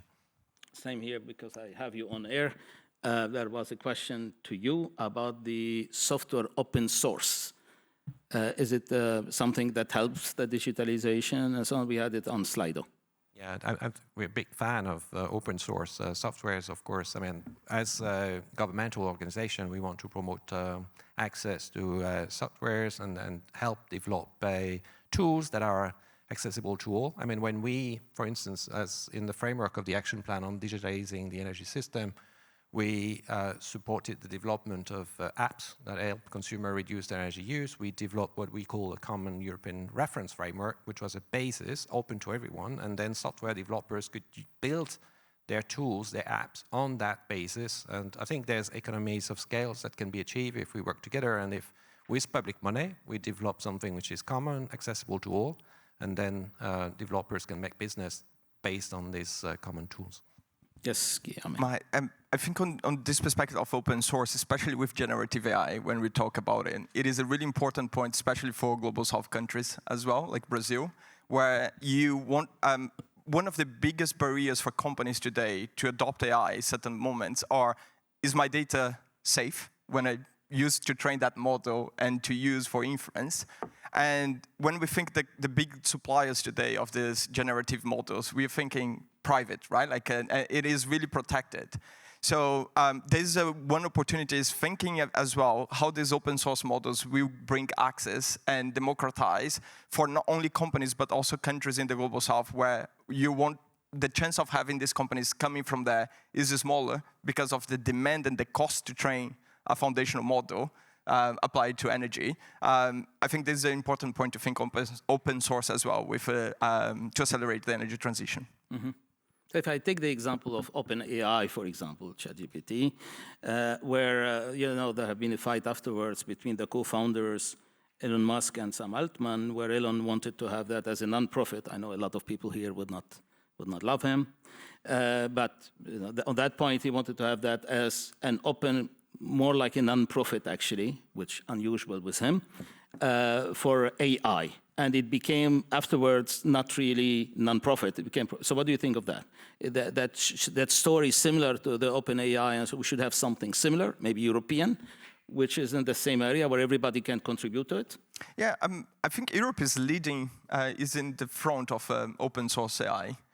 If you get France with Mistral, which is a startup pushing for open source. You have Hugging Face, which is a cloud provider, computing provider that is also pushing to host these open source models.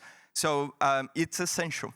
I won't comment on the company directly, but I think that this movement is good for increasing competition, giving transparency to the companies, the users. They know where the data is being used, how it is being used. And even if you don't want to use on the cloud, if you have access to open source models, you can use on-prem on your own computer. And I think that's the movement we're going to see more and more, and we should push forward because this will increase confiability and trust of energy companies that they can adopt AI faster without risking their proprietary data.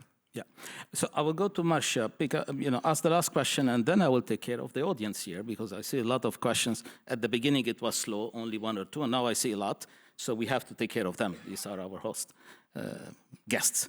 So, Marcia, I think your business started in the UK. I know the market structure in the UK is different from the rest of Europe, in terms like who owns the smart metering, which is more the retailers than the DSOs, for example, in the rest of Europe. But that experience, like in the telecom, where customer-driven things, customer services, competitiveness to provide the best products and services to the customers in the UK was quite developed. So your experience from the regulation, what were the few things that Ofgem maybe have put in place that helped creating that competition? So I think there's a couple of aspects there. One is there was this very strong unbundling and a real focus on developing competition in retail. And in that space, as you said, Octopus was able to grow, but so were other innovative retail companies. And I think that sort of competitive tension has led to a lot of innovation. But I think the other key aspect was in the way Ofgem was regulating network companies. So Ofgem, as is required under the EU, has a TOTEX approach in terms of the price control. And this means that network companies can get a return on both the capital they invest, but also crucially for this new energy transition world, on the operating expenses. And flexibility, which is a direct competitor, if you like, to network wires, can be covered or is covered through operating expenses. And I think as a result, you have a lot of really innovative DSOs or low voltage distribution companies in the UK.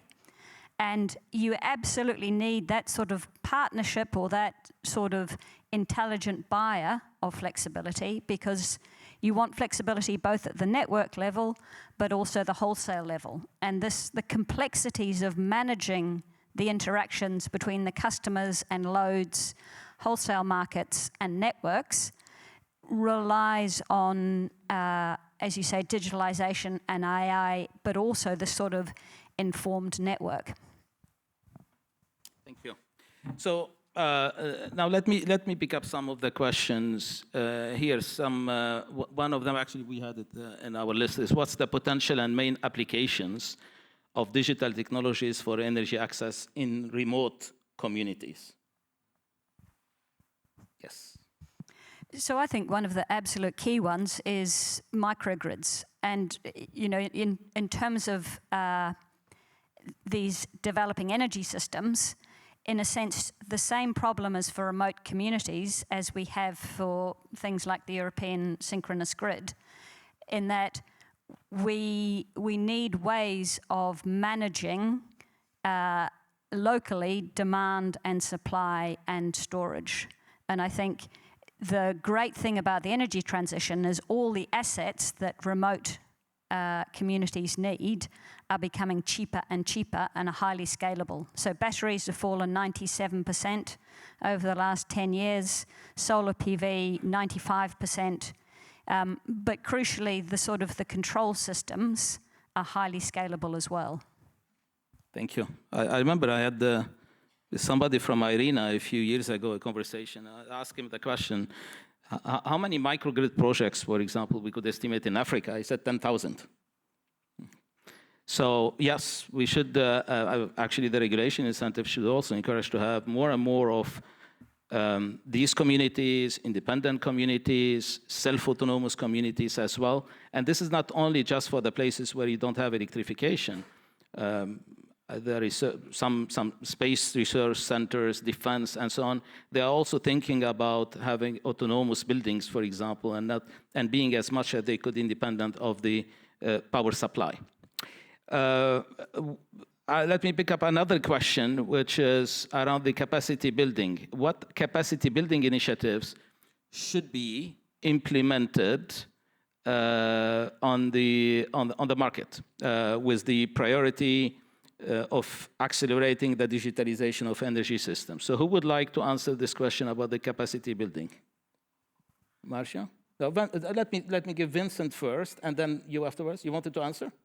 Well, I can start, if you don't mind, Marcia, and then you will complement surely. But I think there are two types of activities there. We need to have AI experts, of course, and we need more of them. But we also need to have more energy actors to become users of AI. And I think that's a key challenge that we're having, and also of other digital solutions. I mean, let's not just talk about AI.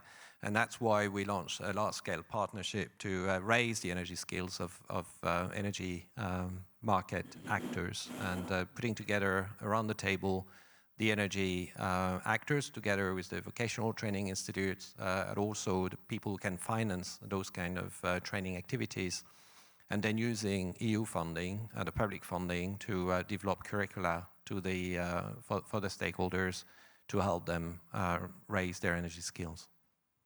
And digital skills, sorry. And building on Vincent's answer, I think as you electrify heat and transport, one of the key bottlenecks starts becoming the low voltage grid. And I think we need to do a much better job of sharing learning and doing capability across low voltage grid operators, because often they're fragmented.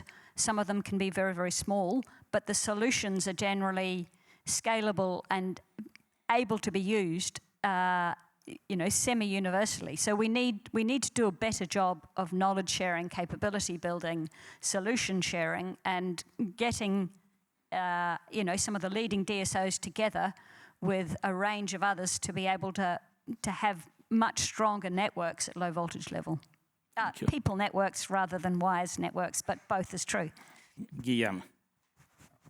I'm going to bring a perspective in terms of the AI is really powerful in terms of opportunities for young professionals. But what we are seeing as well as a trend in the market is that entry-level jobs are reducing, because these jobs are normally the ones that are more repetitive. You have simpler tasks that generative AI and agentic systems are starting to fulfill these tasks.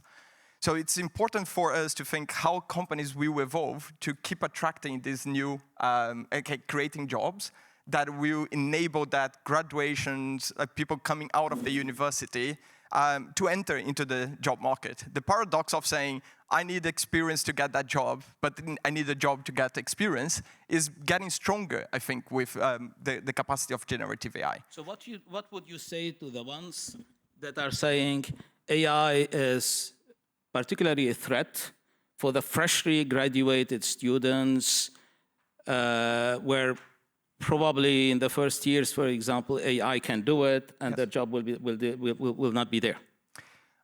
I think it's thinking less about the certificate and more about how you leverage the tools to be that powerful one that will help the company implementing AI. When we look at the opportunity side of AI for young professionals, one perspective is exactly this less dependent. You can go today and you have so many open courses for free that you can learn how to use the tools and start to deploy, to build new use cases, simplifying products. So that is one important point, because it opens the market to those that cannot access formal education, formal universities, but can learn how to use these tools. But then how can we avoid that threat? Because we need people as well to find jobs. Yes, and I think that the second point is the augmentation of skills that they're going to have, right? Like, what do you today, if you say, I'm an engineer or I'm studying engineering, but I want to understand how I design, the tool can help you to complement these capabilities. Where in the past, you had a really expertise-based work. I think that the generalist entry into the market with AI happens way more than you had in the past, where you have really a box of skills that you learn in the university, and you were constrained by that. Yeah, but shouldn't we give them some more professional experience while they are studying? Then when they start finding a job graduated, AI cannot do it on their behalf because they have experience. The problem is the lack of experience. But I think that what I'm saying is like, you can do more practice. You can use the tools to build through your university, right? Like rather than just being the theory aspect that we sit there and learn, you can start to create from moment one. From an applied knowledge using the tools integrated into the But I was speaking about touching, being in a factory, looking at the transformer, how it burns and so on. This is where AI cannot really invent things, right? Vincent? No, I had a question for Marcia, because I wonder how difficult it is to attract AI expert in a company like yours. I mean, these experts, I suppose, would be attracted by the tech world, where they can make a lot of profits, and they. But I suppose some of them will come to the energy world also because of the environmental concerns. And so, you know better. I mean, I'd be interested in your experience in that. So I think we're very lucky at Octopus in that we have, I'm not quite sure what the ratio is, but very high numbers of applicants per job opening. And I think that's partly because a lot of the people who come to Octopus deeply care about the environment and energy, and they come here wanting to make a difference. But I also work a lot with transmission system operators and distribution or low voltage system operators, and they tell me that they're desperate to upskill in this area. They really need these technical expertise, and they have huge problems attracting them, and so what they're doing is they're doing a lot of recruiting and then training internally to build up that capability set.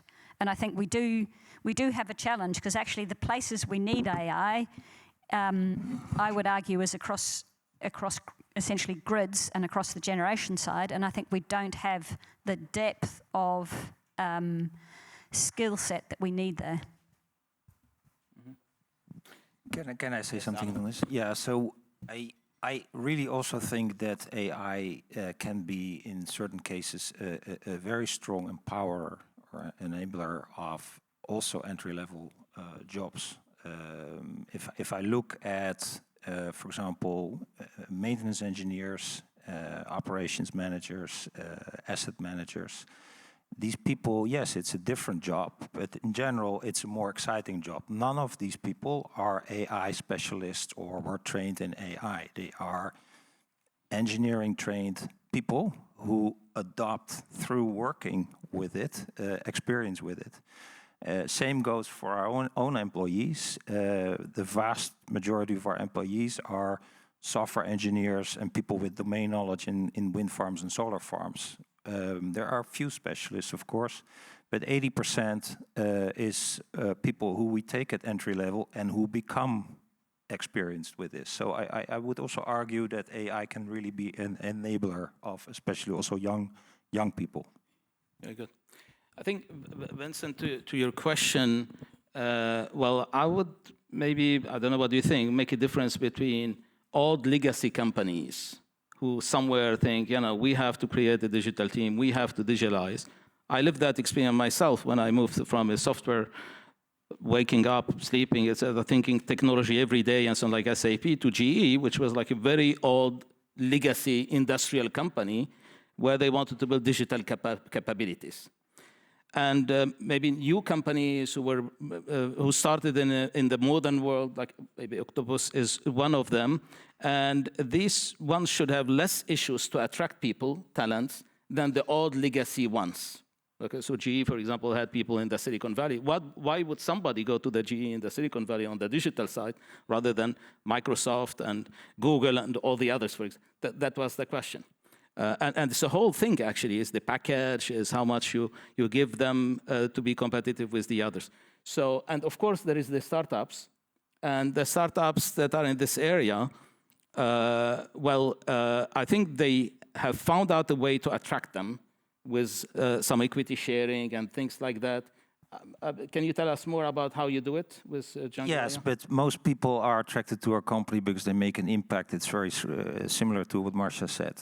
Most people want to have a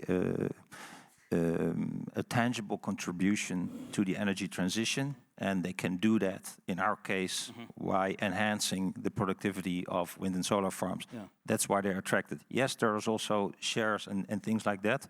But I think the primary driving goal is to do something real and contribute. But I'm speaking about if somebody has the choice between two companies who have an impact, and there is one company who pays more than the other one, well, yeah, well, we've had several people being poached or attempted to be poached by big money in Silicon Valley, and some of them left and some of them didn't. Yeah. And it's a personal choice. Sure. Yeah. If you get offered 3 times the salary, some people say, okay, I will move, and some people say, no, I find it more important that I'm contributing to something that I deeply believe in. Very good. It's the beauty of European workforce. Yes, Marcia. I was just going to say, so, you know, there is the sort of the values-based decision-making. I think there's also the culture and the style of work, which is pretty key. And so I do wonder whether we are going to need to see more sort of hybrid type solutions where Octopus and Transnet BV do a JV of some sort. Now, that's not on the cards at all. You know, I'm just making that up. But that sort of approach where the skills are desperately needed, that you create ways of enabling that to happen. Because, you know, at Octopus, there's huge amounts of autonomy. I think it's very hard for traditional organizations to match that sort of style and approach, and therefore creating something which is culturally very different is a way of enabling that. Just to give an example of how the company I work today started, it was through a fellowship program, which it continues to run today, which is matching PhD from STEM universities with companies that are looking for solving a problem, an applied problem.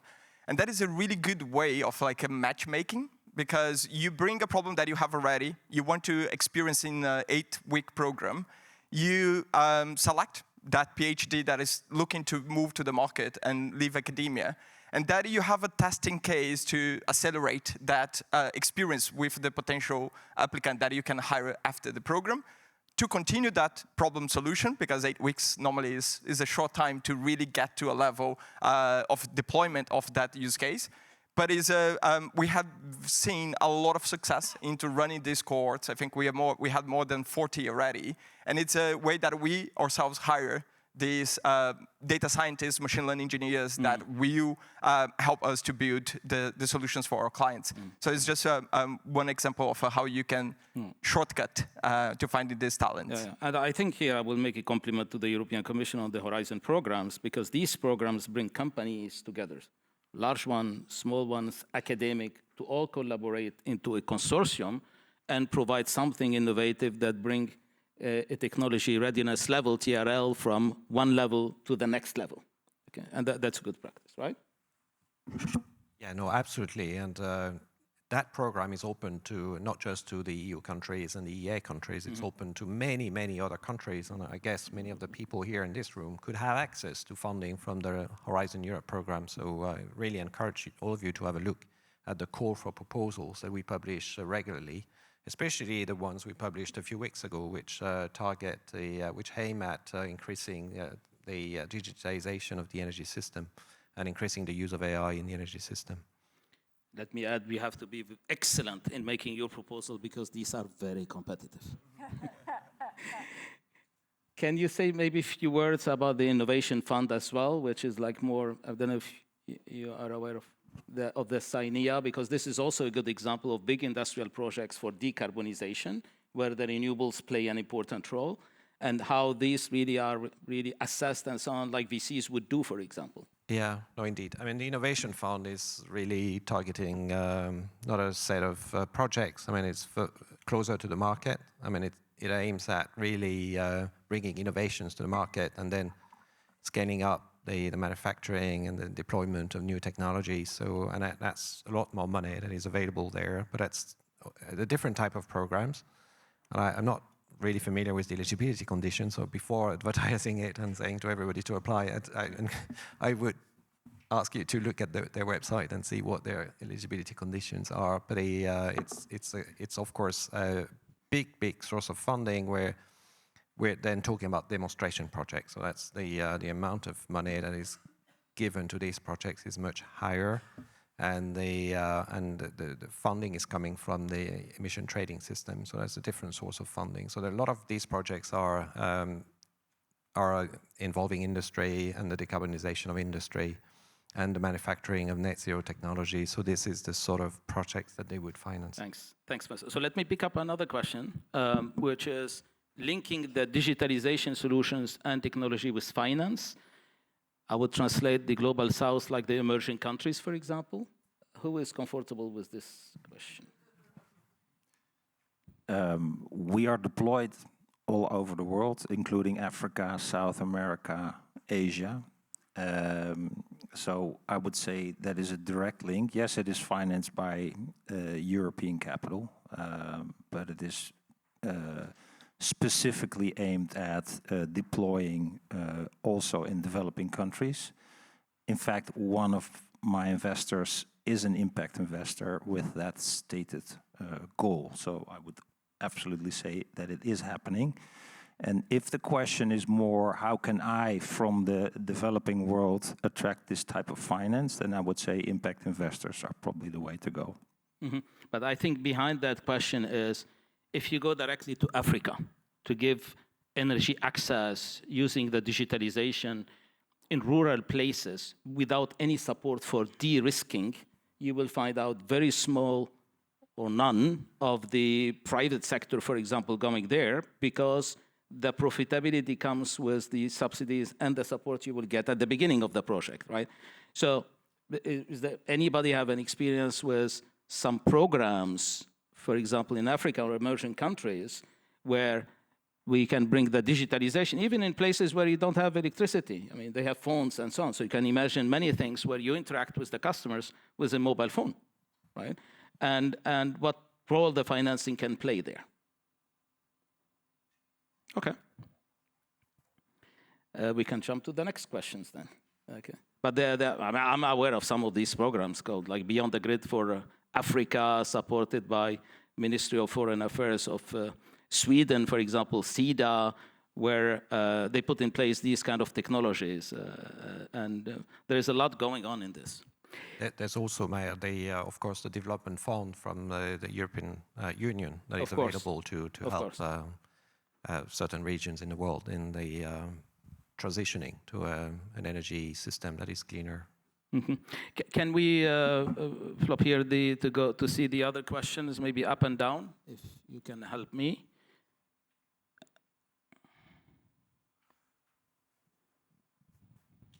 I guess while you're... Oh. Sorry, you want? No. So there was one about the data centers, which I have seen before, and how the digitalization and the regulations can help the data centers as part of the energy transition. Why do we need data centers?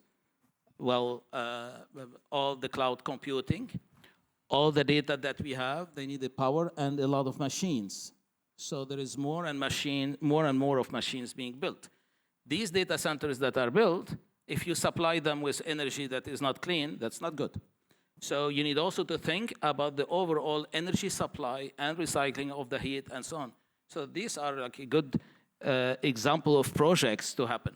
So anyone? Yes, Marcia and Vincent. So I think it's really interesting to see what some of the major players are doing in this space. And I think Google is an interesting one. They're tracking all of their data centers globally, and they have a percentage figure for each of the data centers in terms of how much carbon-free electricity is being used in the production of their requests. And they're doing matching 24/7. So they are able to see when the really clean periods of time are to run some of the sort of the administrative heavy tasks. So within data centers, they can organize their workload, but they can also divert traffic globally. So if it's particularly windy in Idaho, they'll send something down to Idaho. Or if, so Canada, I think their Canadian operations are 100% carbon-free. They're all hydro. They all have PPAs with hydro. So I think there's both flexibility within a data center and flexibility across their network. But I think absolutely the key given the forecasts we saw earlier from Norela about the uptake of energy use by data centers and AI, we absolutely need to get this right now. Yeah, it's true that the hyperscalers are doing a lot to green their operation. I mean, if you look at power purchase agreements, I think number one is Amazon in terms of purchasing. They've got the money to invest in renewables, so I think they're doing quite a lot there. Still, I mean, their energy consumption will at least double in the next 5 years, so we need to see also from a regulatory perspective what we can do. So in the revised energy efficiency directive that was adopted not long ago, we introduced obligation for large-scale data center operators to report on their energy efficiency and their a number of indicators. And so we had a delegated act which specified a reporting template for those data centers. And based on that information, which we start to collect, we're reflecting on the definition of an energy label for data centers to assess how energy efficient and how clean the data center is, whether that data center, for instance, reuse waste heat and also has technologies that improve the energy efficiency. And alongside those measures, we're also reflecting on the minimum energy performance standards for data centers. And that's the way we can influence at the European Commission the energy efficiency and the use of renewables by data centers. When we talk about data centers, I think it is important to divide the hyperscalers to the ones that are, as a business model, offering the asset to someone to leverage the computing power there. The hyperscalers are doing really great job on ramping up renewables and trying to do the 24/7. But there is a behavior change with these legacy large providers in the past to move away from just being used with base load power, which they have been connecting and I have 24/7 electricity available for me, to push more for flexibility. This is one point in terms of the operation of the data center. The second point is where these data centers are located. Today, 56% of data centers are in the US. More than 70% are in OECD countries. So there is a computational gap for Global South countries as well to attract these companies. Part of that is linked to regulation, right? Like you want to have more security and certainty for you to go and do the investments there. Brazil has 80% renewables today. So if you want to do 24/7, it is a great place to go there and do your data center. Brazil created a regulation recently to attract more investments on this perspective. A good country to see is what the UK is trying to do with the high-growth zones. So if you are a data center and you can prove that you have the capacity, you have renewables connected, you can fast-track your connection based on certain areas that they want to incentivize. They are running a pilot today in one specific zone, and the idea is to expand that. So you can think computing power as a policy to drive investment in areas that you want to attract more jobs, thinking that training not necessarily needs to be closer to the great centers. For inference, it is important because you need to be real-time, almost latency low. But for training these models, you can do during the night, you can do during like midday when you have a peak sunny day. So you are thinking more how you can use data centers to drive investment to all the areas that today are not target based on the traditional BAU model. Márcio. Yes, at Brazil, as I said, we have a lot of renewable energy, and sometimes we need to turn it off. So the government of Brazil created a politic to attract data centers. We expect to triple the amount of energy of them, like 10% of the load in the next 5-10 years, mainly at the Northeast, where is the main production of renewables. So we expect that it's grow up. Thank you. So we started 15 minutes late, but we are disciplined. We have to finish on time. Before I give the floor to Norela, actually, for summarizing what the panel said, just, you know, if I can do a very light summary, I think we tried to cover all the topics. Maybe my takeaway, whether we agree with that or not, is it's always very simple to say, let's put solar everywhere, let's put wind everywhere, but You have a problem of connectivity, you have a problem of network. We could also say, yeah, it's fantastic, we unbundled because we want to create a competition and separate the assets from the services. But then afterwards, you have to think about the whole picture. Okay, so the best solution for any country is to think about all the stakeholders, what's in for them, to think about the overall system and to optimize the overall system, and to see if I fine-tune here, what's the impact on the rest, and so on. Once we have looked at the overall picture, I think we have really put in place the right choices for a given country. Norela, thank you. Thank you for the panelists.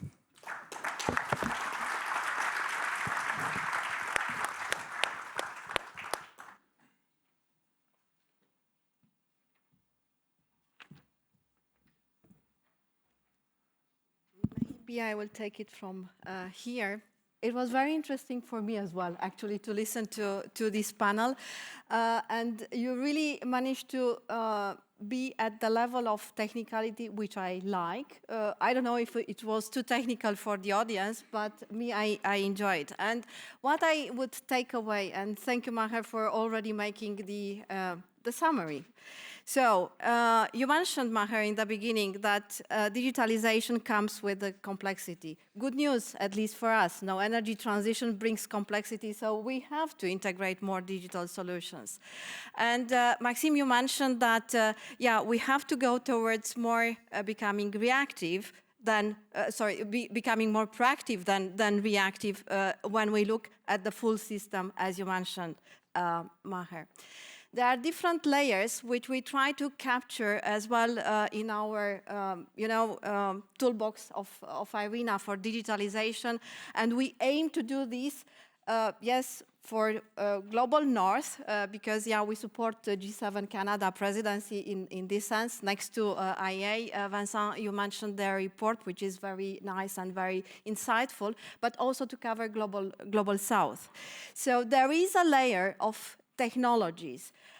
Technologies which gather data. We discussed smart meters, yes, but maybe, yeah, it's not only for the sake of smart meters that, we need to deploy. There are other technologies, and Marcia, you mentioned that, so the telemetry and so on. We have also the data flows, which comes with the digitalization because it's related to the data. And Vincent, you mentioned indeed the interoperability, which is important in order to move actually across different layers, being, I don't know, planning, being operation, being flexibility, markets, and so on. So to capture actually the value of this data. And then we came to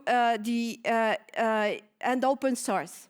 So to have the open source in mind. The use cases.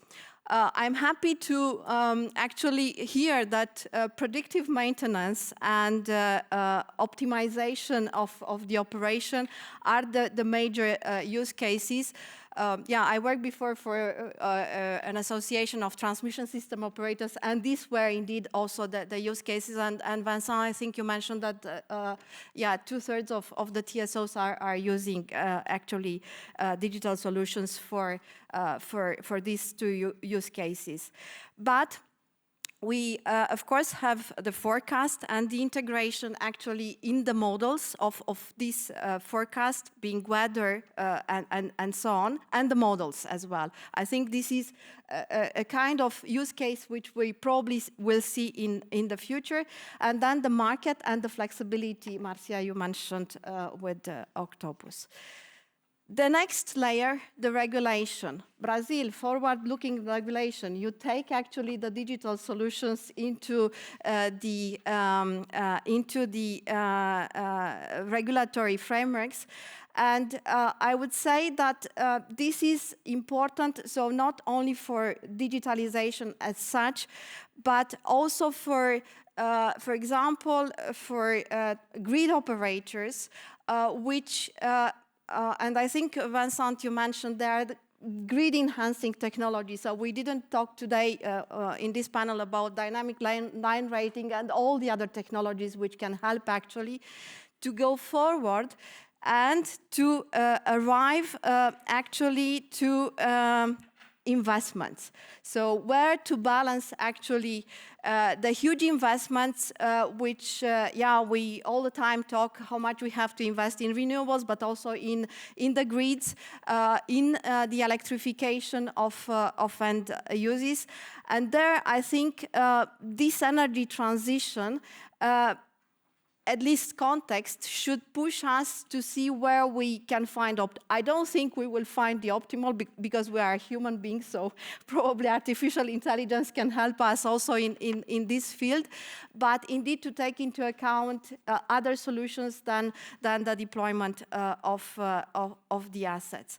And the last point, Maher, you wanted to touch upon the skills, and I think it was a good exchange, and indeed we need to bring this so the energy experts, also the power system experts, together with the digital experts. And you didn't have the conclusion here. I don't know how we are going to attract, but maybe, the value which is beyond the remuneration value, I would say, maybe this can be considered. And then how to actually build these capacities and get out of the circle. I need experience in order to actually go forward. We also heard about some funds which can be used. So one, it's so funds which are also with the European Commission, but also with certain countries. And last but not least, we talked about the data centers. And indeed, so the data centers, they have this rise in electricity demand. It's doubled each year, probably from now to 2030. But they have also this potential of bringing flexibility. And with that, so I think it's the point, and I'm very glad that IRENA gathered so many experts to discuss about the digitalization and energy transition coupling. We have a lot of work to do, but these partnerships and these actually exchanges we have with you will help us not to solve the problem, because I don't think we will solve, but at least to take the right steps at the right pace for enabling the energy transition with digitalization. And I will close by showing, yes, Felicia, I'm keeping my time.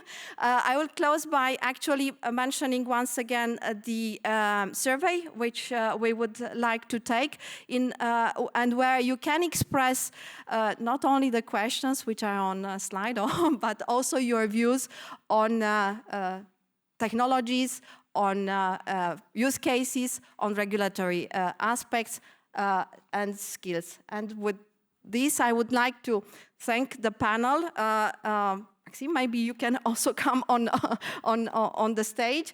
And thank you very much for this fruitful exchange this morning. Thank you.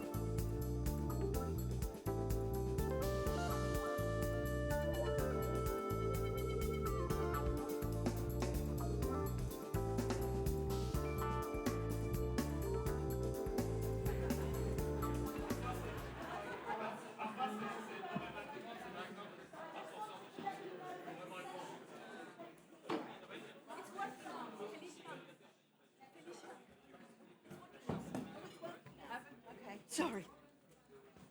I apologize. No. Okay. It is now. Yeah, sorry about that. Shouting is not my favorite thing to do. But as I said, lunch is taking place next door. For the next 45 minutes in Maher Universal, we're going to have the IRENA Youth Session. Youth in the AI and Renewable Energy Nexus. So I'd like to ask to come up to the stage the moderator, Poletti, who is the chair of the IE Young Professionals Innovation Hub Subcommittee. Sorry about that. No problem. Can I wait a few minutes and then start or directly start? Yeah, I think, guys, sorry. No problem. Do you want to wait?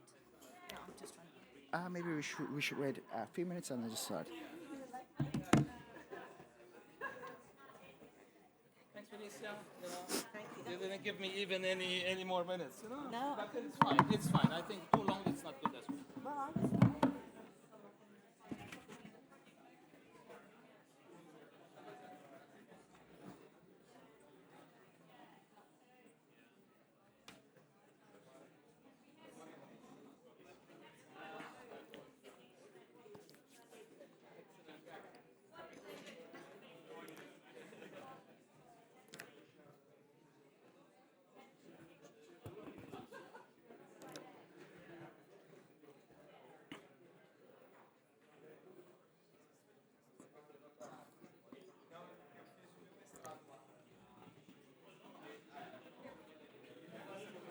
Start.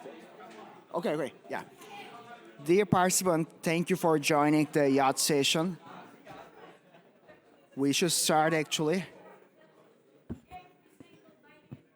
Okay. Yeah. Thank you so much for joining the yacht session. And today we will discuss what is the role and what's the impact of the yacht in the AI and energy nexus. Actually, we should want to go to to discuss some points, potential ways to just want to answer what would the AI say about that actually.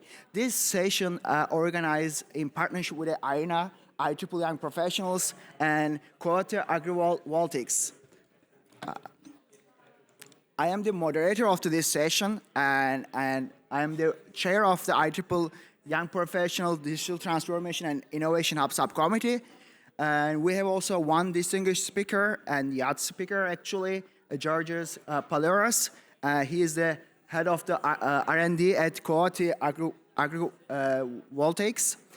And before starting our fireside chat side, actually, I want to just introduce the IEEE. Maybe you couldn't hear before, actually. Yeah. And IEEE is the Institute of the Electrical and Electronic Engineer. It is recognized as the world's largest technical professional organization dedicated to advancing technology for the benefit of humanity. IEEE Young Professional Program engaged nearly 100,000 young professionals across the world, working in professionals closely with the related to energy transition. What is the main data of the YP? Yeah, kind of young professionals and young professionals who have graduated with their first professional degree within the past 15 years. If you have graduate within the past 15 years, you can join the IEEE Young Professional team, actually. You can just see here, that's our innovation ecosystem. We have some engagements with governance agencies and academia and industry. You can just see here, we have also kind of partnership with the United Nations, Student Energy, Student SDG Yacht, and IRENA, actually. We just want to just build the capacity building and the know-how structure for our young professionals environment. You can just see here, we have the sections, including New York, Tunis, Jordan, Lebanon, Egypt, Turkey, United Emirates, and we also have regions located in Africa, Europe, South Asia, Pacific, South Asia, and South America. In IEEE, we have local groups we just want to call the regions, actually. Right now, you can just see one of the example here. New York is allocated in Region 1, and Chicago Region 4, Lebanon Region 8, yeah, Jordan as well, Region 8. we officially communicate this kind of the section, regions, and official local groups through our communication channels. We are almost have around like at least 100,000 young professionals around the global level. Previously we participated in IRENA Innovation Week. You can just see here. We are almost here today, and just we want to just continue this partnership and engagement level side actually. We also participate in IRENA Yacht Forum at Abu Dhabi, and we just want to discuss how to empower the young professional in the energy translation platform actually, and we also organized one of the AI training session. Just want to discuss where to start and how you can just use the AI in your platform. We just want to build that kind of capacity building environment. We also just organized this event in Abu Dhabi actually. Yeah, you can just see it here. That's our engagements with the IRENA side actually. I want to just also mention that one of our ongoing initiative right now, we are just preparing an guidebook on the artificial intelligence and energy transition side actually. We just want to create the policy-oriented guidebook, including not only technical perspective actually. We have 4 different chapters. First one is the interaction level, and just want to mention that the taxonomy, where to start and how we can just want to continue. And then we also just want to provide in the section 2, just want to discuss the technical perspective, how we can model energy transition side, and also just want to provide the use case studies around the global level. And in chapter 3, we just also discussed the market level and the business landscape, how we can just go through your startup innovation ecosystem. In section 4, we also discussed some challenges like the eco-diverse inclusion criteria. These are our AI and energy guidebook project. We have a yacht leads. You can just see here, Hamid and Cecilia and me. We are leading this project. We have the diversity author list from the global level, and we just want to share our the experience, how we should want to just reflect that's the current landscape from the global level. We have also another ongoing initiatives like kind of the challenge, and yeah, we just want to organize challenge events. Just want to the initiative of how you can go through your idea into the innovation ecosystem. We will discuss later through our fireside chat. I want to just start our session, and I want to invite to our distinguished speaker, Georgios Paleras.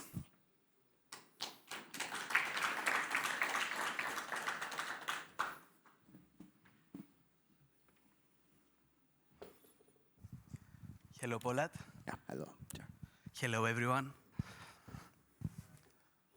Yeah, we should start please introduce yourself. Then. Thank you very much for the opportunity. I'm very happy to be here today. As Poletti very kindly introduced me, my name is George. I'm 24 years old, and I'm a PhD student at the University of Florida. The last 2 years, I'm leading the research and development in our startup named QT Agrivoltaics, where we are trying to mainstream agrivoltaics, the integration of the generation of renewable energy with agriculture. To achieve this, we have implemented different AI models and different AI approaches over the last 2 years. So Poletti, feel free to start the conversation. I'm happy to answer any question and share my experience over these years, over this area. Sure, thank you so much for the kind introduction. Actually, we should start the first part actually, the AI and energy nexus interactions level. And the main point is that for the young professional practitioner side actually, where to start actually, and how we can just want to define the metric, or just want to define your idea or problems. We can just start the first question, what exactly is the AI and renewable energy nexus? It means that, in simple terms, how would you describe the AI and energy nexus to someone new into the field actually? You can think the AI renewable energy nexus as a two-way interaction. On one hand, we have we are using AI to make renewable energy more intelligent, the entire energy ecosystem more intelligent through applications like forecasting wind and solar photovoltaic output, operating microgrids, or even detecting equipment failure even before it happens, days before it happens. So AI can help us digitalize the energy ecosystem. And on the other hand, we have the energy that we use to train AI. AI is using like huge data centers and state-of-the-art data centers. They might consume as much electricity as one small city. So yeah, think about it as a two-way interaction between the artificial intelligence and the entire energy ecosystem. And if we think a bit out of the box and we make the category a bit wider, the Nexus integrates from like mining resources for the batteries we use in renewable energy, or even the manufacturing of photovoltaics.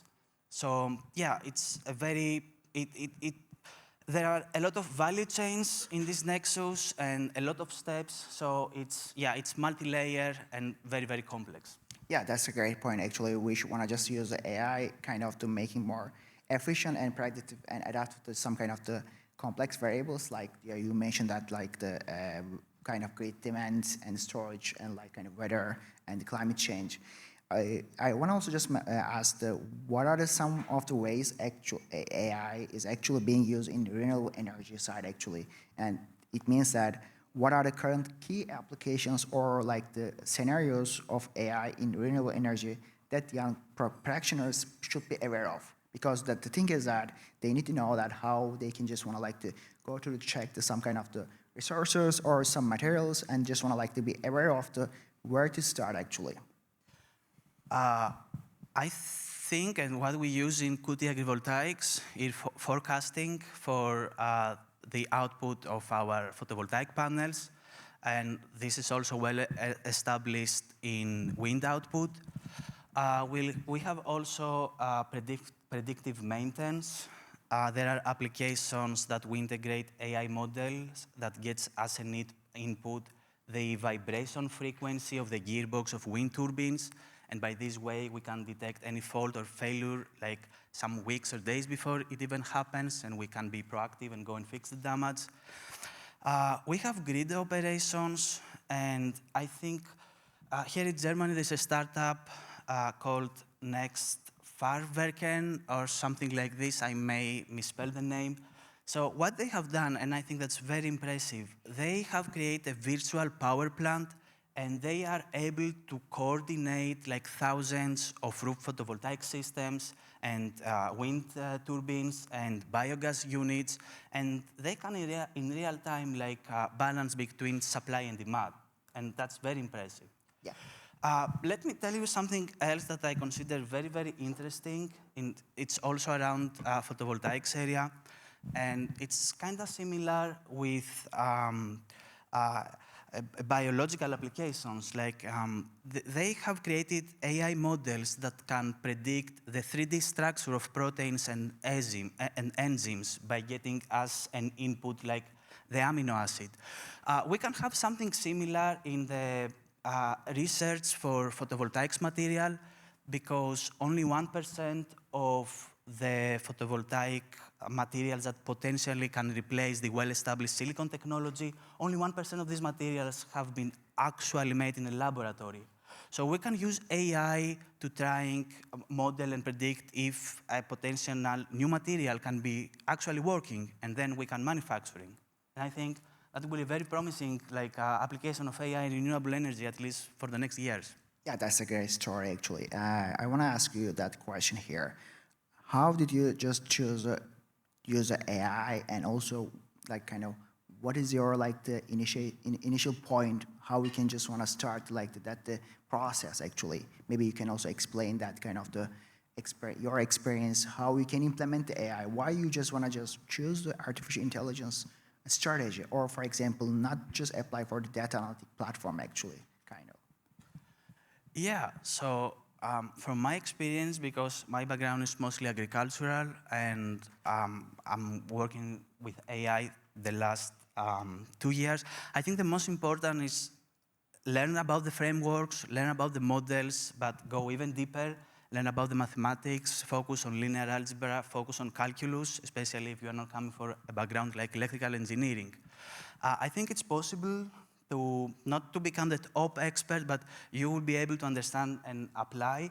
So if you want to go deeper and you want to engage in AI, especially in the renewable energy, I think you need to decide in which step of the value chain you want to focus on, because the options you have are endless. You need to spot like a process that needs improvement, and this can be like from biofuels to photovoltaics to agrivoltaics or to any process of the value chain. So after you find the problem and you have clear stated your value proposition, you need to decide if you are going to go to academia and research or if you want to commercialize the product. If you choose academia, you need to find a master, PhD, or like working in a research center. If you go for commercialization, you can participate like in hackathons, like what we hear yesterday, like IRENA hackathon, or start like in accelerator programs and incubation programs, and step by step start to build a team and trying to create the final prototype. Yeah, that's a great point. You mentioned that we should think about like the architecture, and it means that how we can just design the data architecture platform to just start your artificial intelligence application process. Actually, it is not the way to just use only just artificial intelligence tools. We should want to just like to create the how we can design our problems and how we can go to the structure. We should want to call like data architecture platforms. Yeah, we should also talk about like what are the opportunities and pathways for the yacht practitioners they can just follow up. And I want to just ask you a question from your perspective. Where do you see the biggest entry points for a yacht in AI and renewable energy side? I think more or less the entry points can be through academia or like commercialization steps through your own startup. What I think is like very promising technology in the renewable energy AI nexus, and maybe it's like worth it to engage with, is autonomous energy agents. So I think Tesla did something similar the last months with their battery system. Imagine a network that all the appliances like EVs, smart appliances, batteries, roof solar is interconnected, and they are able to decide when to charge, discharge, or sell the electricity back to the grid. Don't only based on the price, but on the weather forecast, even on the local grid needs, or even your calendar. So I think the next step of especially the grid operations, they will be more decentralized. These systems will be able to dynamically communicate with each other and dynamically respond. So the top-down model we have now, and it's kind of has its own problems. With this kind of like autonomous energy agents, I think they can optimize this problem, and AI can help and automate this process. Also, another entry point may be digital twins. These digital twins are able to mimic like the actual physical system as a simulation. And these digital twins can be used as actual, like imagine as a flight simulator, but for energy network. So the grid operator can run different scenarios like extreme weather conditions or specific failures, and they can act appropriately. Yeah, I would like to also add some points, and we want to just focus on either domain or knowledge-based expertise. It means that entries should be like include the data analytic roles or like kind of the system startup solutions. Yeah, you also mentioned that to either solutions like kind of academic base or like the innovation perspective. Yeah, kind of AI-driven climate and modeling, or like open source innovation should be a critical problem actually. Like later, we want to just address how we can just address the open source. We are using like kind of the open source tools, but how we can address the open source innovation frameworks actually. That's also another emerging technologies we can just work later. Yeah, and the next question, what skill sets should young professionals prioritize if they want to work in AI for energy nexus? And which kind of the skill sets you want to just like comment actually, they can just start working on that area? I think the most basic skill set is to know a programming language, ideally Python, which is very, very easy to learn and program with. You can use frameworks like scikit-learn for basic ML, or if you want like neural networks and more advanced applications, I think very important to know TensorFlow or even PyTorch. Now, depending on which area you want to engage with, you can find open source libraries online, like for example, we are using photovoltaic prediction models, we are using PVLib from like National Renewable Energy Laboratory. I'm pretty sure that depending on each sector, corresponding models that are available online. So, and as I mentioned before, spend some time understanding the background, understanding the mathematics.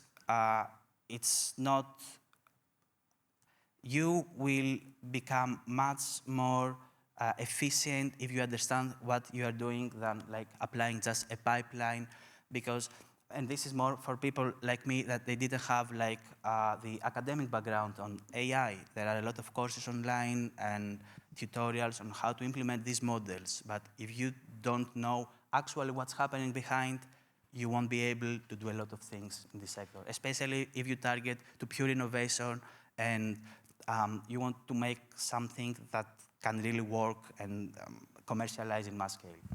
Yeah, that's another critical point, actually. Yeah, that's a technical perspective. We should also consider how we can just like to work on the policy-oriented, for example. Right now, we are just working on the AI energy guidebook project, and just want to try to highlight how we can also think about just create your idea and just want to form the structure, go through the process. Like the data architecture is a critical part. We need to fit into the data and also how we can just align with the regulatory aspect, and also just want to learn how to communicate with the policy-oriented. That's another should be like the skill set. Young practitioners should be work that area. We should also discuss like some point of the technical or like the modeling challenges, and because we also have some kind of the limitations or barriers, how we can address actually. I would like to ask one of the question here. What are some of the top modeling challenges within the AI in this space? And you want to just like highlight, or for example, that you can just mention from your experience. I think especially for AI grid operations, energy grids are very complex, high dynamic, non-linear systems. Physical constraints like Kirchhoff's laws, like voltage limits, thermal inertia, all of these apply. So it's difficult for standard machine learning that is usually trained in clean, stable data. It's hard for these models to detect like very critical and rare data in the system, like transformers failures or cyber attacks. So one main problem with the existing datasets is that this kind of dataset we want AI to predict are very rare. So the datasets we have will be highly, highly unbalanced. But even the datasets are a bit hard to get. Like most of the grid operators, they used supervisory control and data acquisition systems that are considered legacy. They are a bit outdated, and they don't have a common protocol to work with.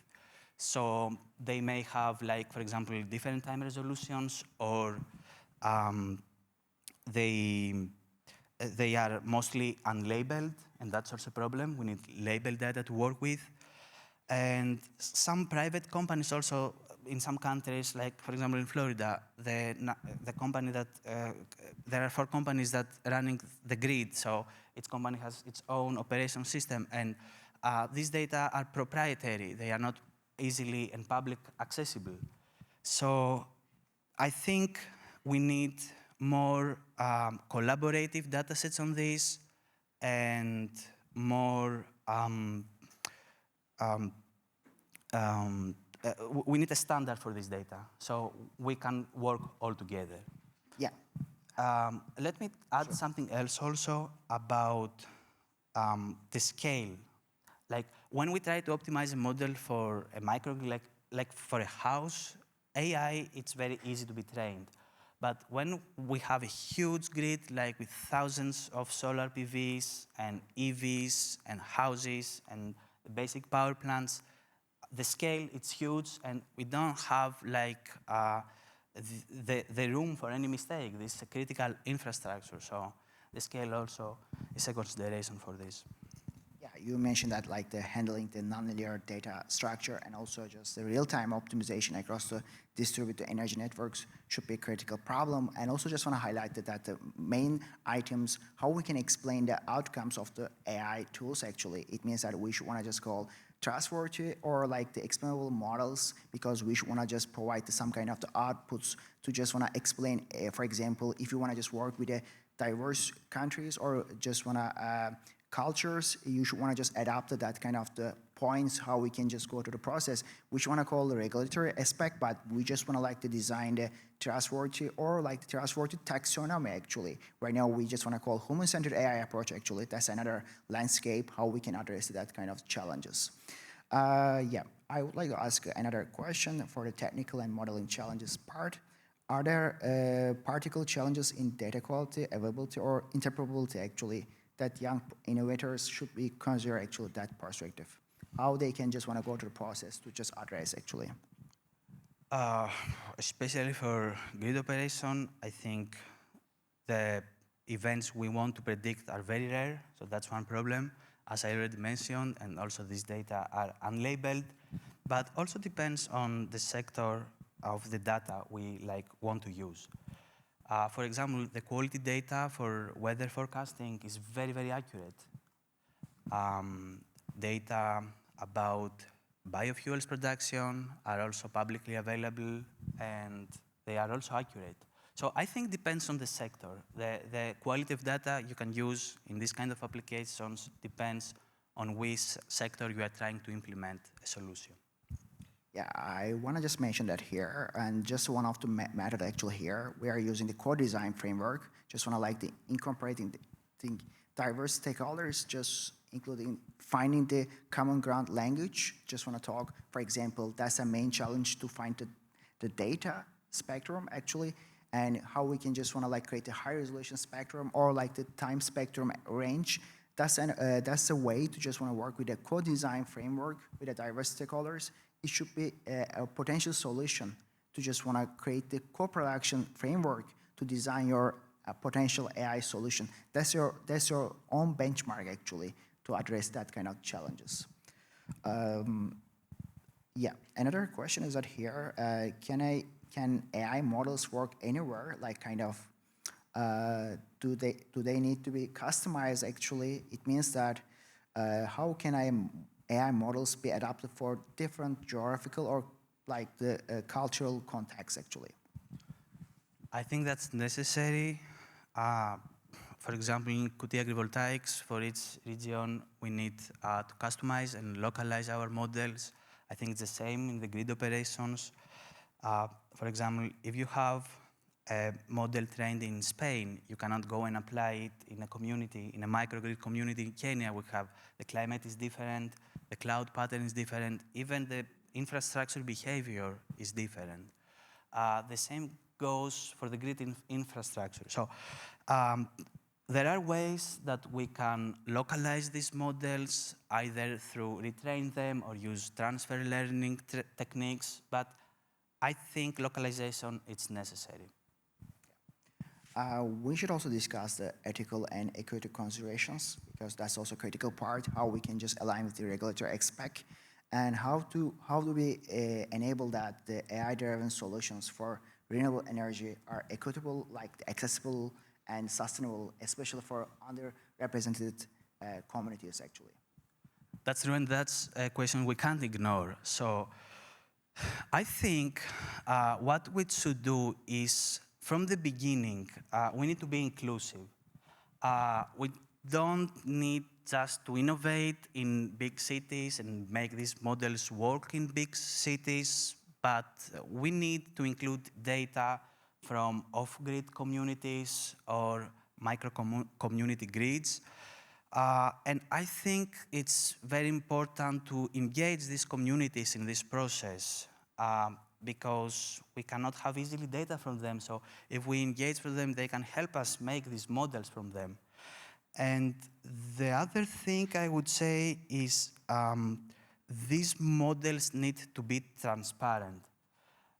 For example, if we want, like in a case we need to apply grid shading, like cut off a specific region, like out of the network for any reason, and AIs make a decision, we need to make sure that this area that is cut off the grid, even like temporarily, why this area has been chosen. Is it a biased decision? Maybe is some like poor area of the city or poor community is like being like is the first option for the AI instead of like a research community, or like which infrastructure we prioritize. So I think the grid operations and the providers of this kind of AI needs to be transparent and need to be accountable for this. Yeah, it is critical to engage with the local stakeholders to just want to like understand that kind of. And let me add something about sustainability, because AI is using a lot of energy to train AI and to implement AI and to run AI. If I remember correctly, this by 2035, like 2% of the worldwide electricity will be going to data centers just for this. But what we expect is like in the perspective that the energy that we use to train AI, which is huge, is just a fraction of the energy that AI can help us save. So in total, like the total balance is like a positive balance. Yeah, for the sustainability aspect, we have like direct and indirect costs, actually how to train and how to just design the hyper-optimization process actually. Right now we prefer like the lightweight AI solutions, how to address the like, if you want to just work the big data set platform actually, that's the one of the potential solutions, just want to prefer the lightweight AI solutions actually. Yeah, and we should also discuss the future aspect and what is our vision actually, how we can go to the process for the yacht practitioners actually. What is the most exciting thing on the horizon of AI in renewable energy sector actually in the next decade, and what do you want to just like to see for the next decade actually? Could I say agrivoltaics, which is my sector, and I think we are very, very benefit from AI, and I think without AI, this couldn't be able like to build the system we have built now. But I think, as I mentioned before, autonomous energy agents is the future into decentralization of the grid, and also the digital twins is very promising. But this is also depends on which step of the value chain we are talking about. There are very interesting projects going on in biofuels right now, and how we can use AI into the genomics of different microorganisms that can photosynthesize like in an artificial environment. So that's another example. So in my opinion, AI has like endless entry point, and there's a lot of research that should be done and can be integrated in a lot of steps of the energy AI nexus. Yeah, we should that's a big starting point actually for the AI applications, or how we can just go to the process to design your AI solutions. Actually, I want to just like mention a couple of items for the future vision.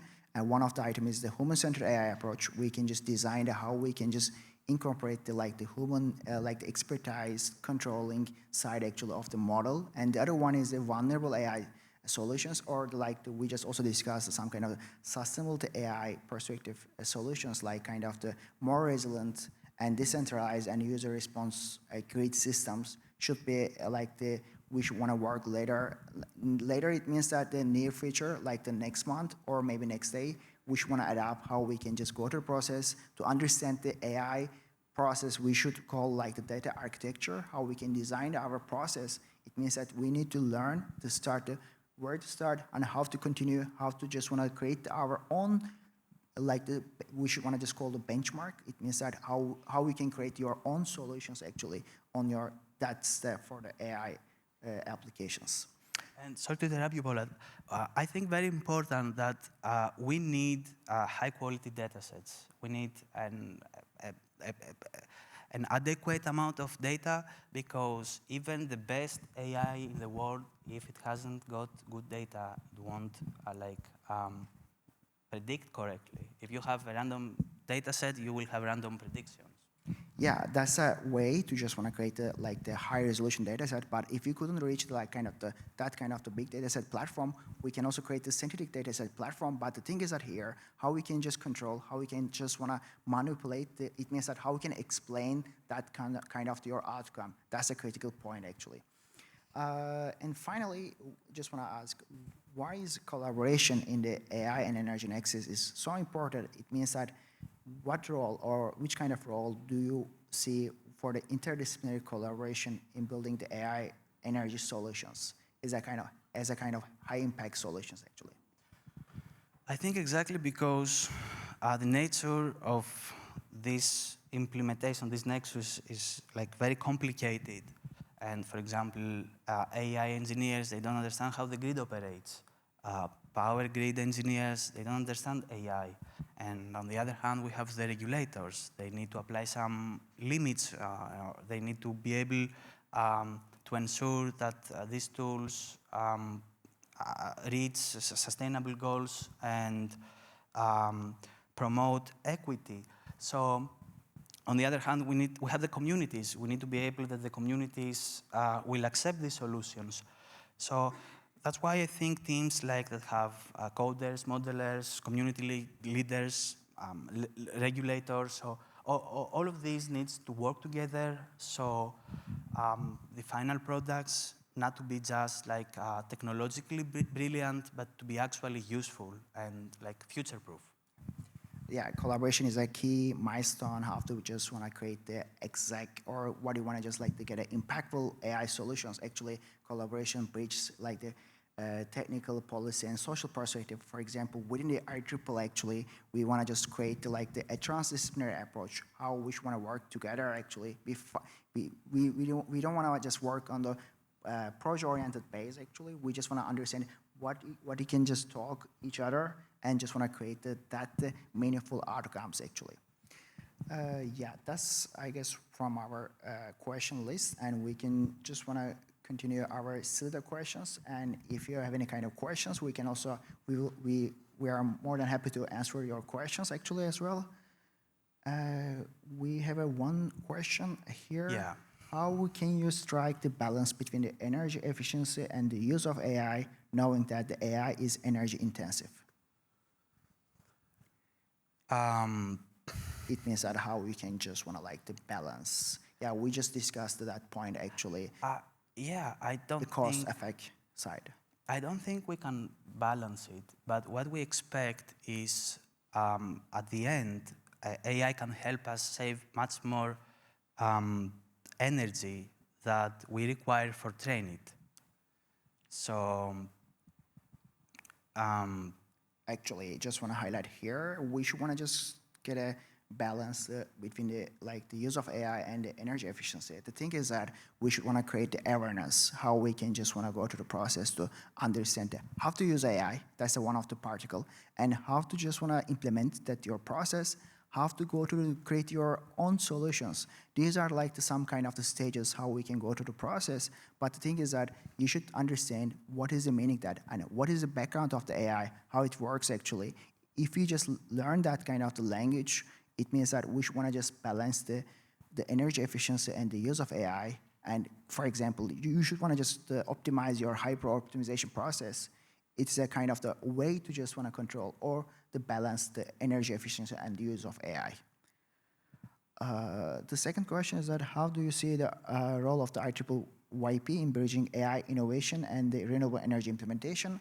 Actually, right now we are just working on the first item is that here. We just want to like to create the awareness and also just want to like to create the capacity building and the knowledge sharing side, because that's a critical. We just share the like we can just reach the different geographical positions, and also not the only technical person. We have also policy and social science related scientists and research scholars. We have actually we just want to like create that the capacity building platforms. Actually, we just want to like to understand how we can implement the renewable energy solutions. For example, one of the items is here. We just want to prepare an AI energy guidebook.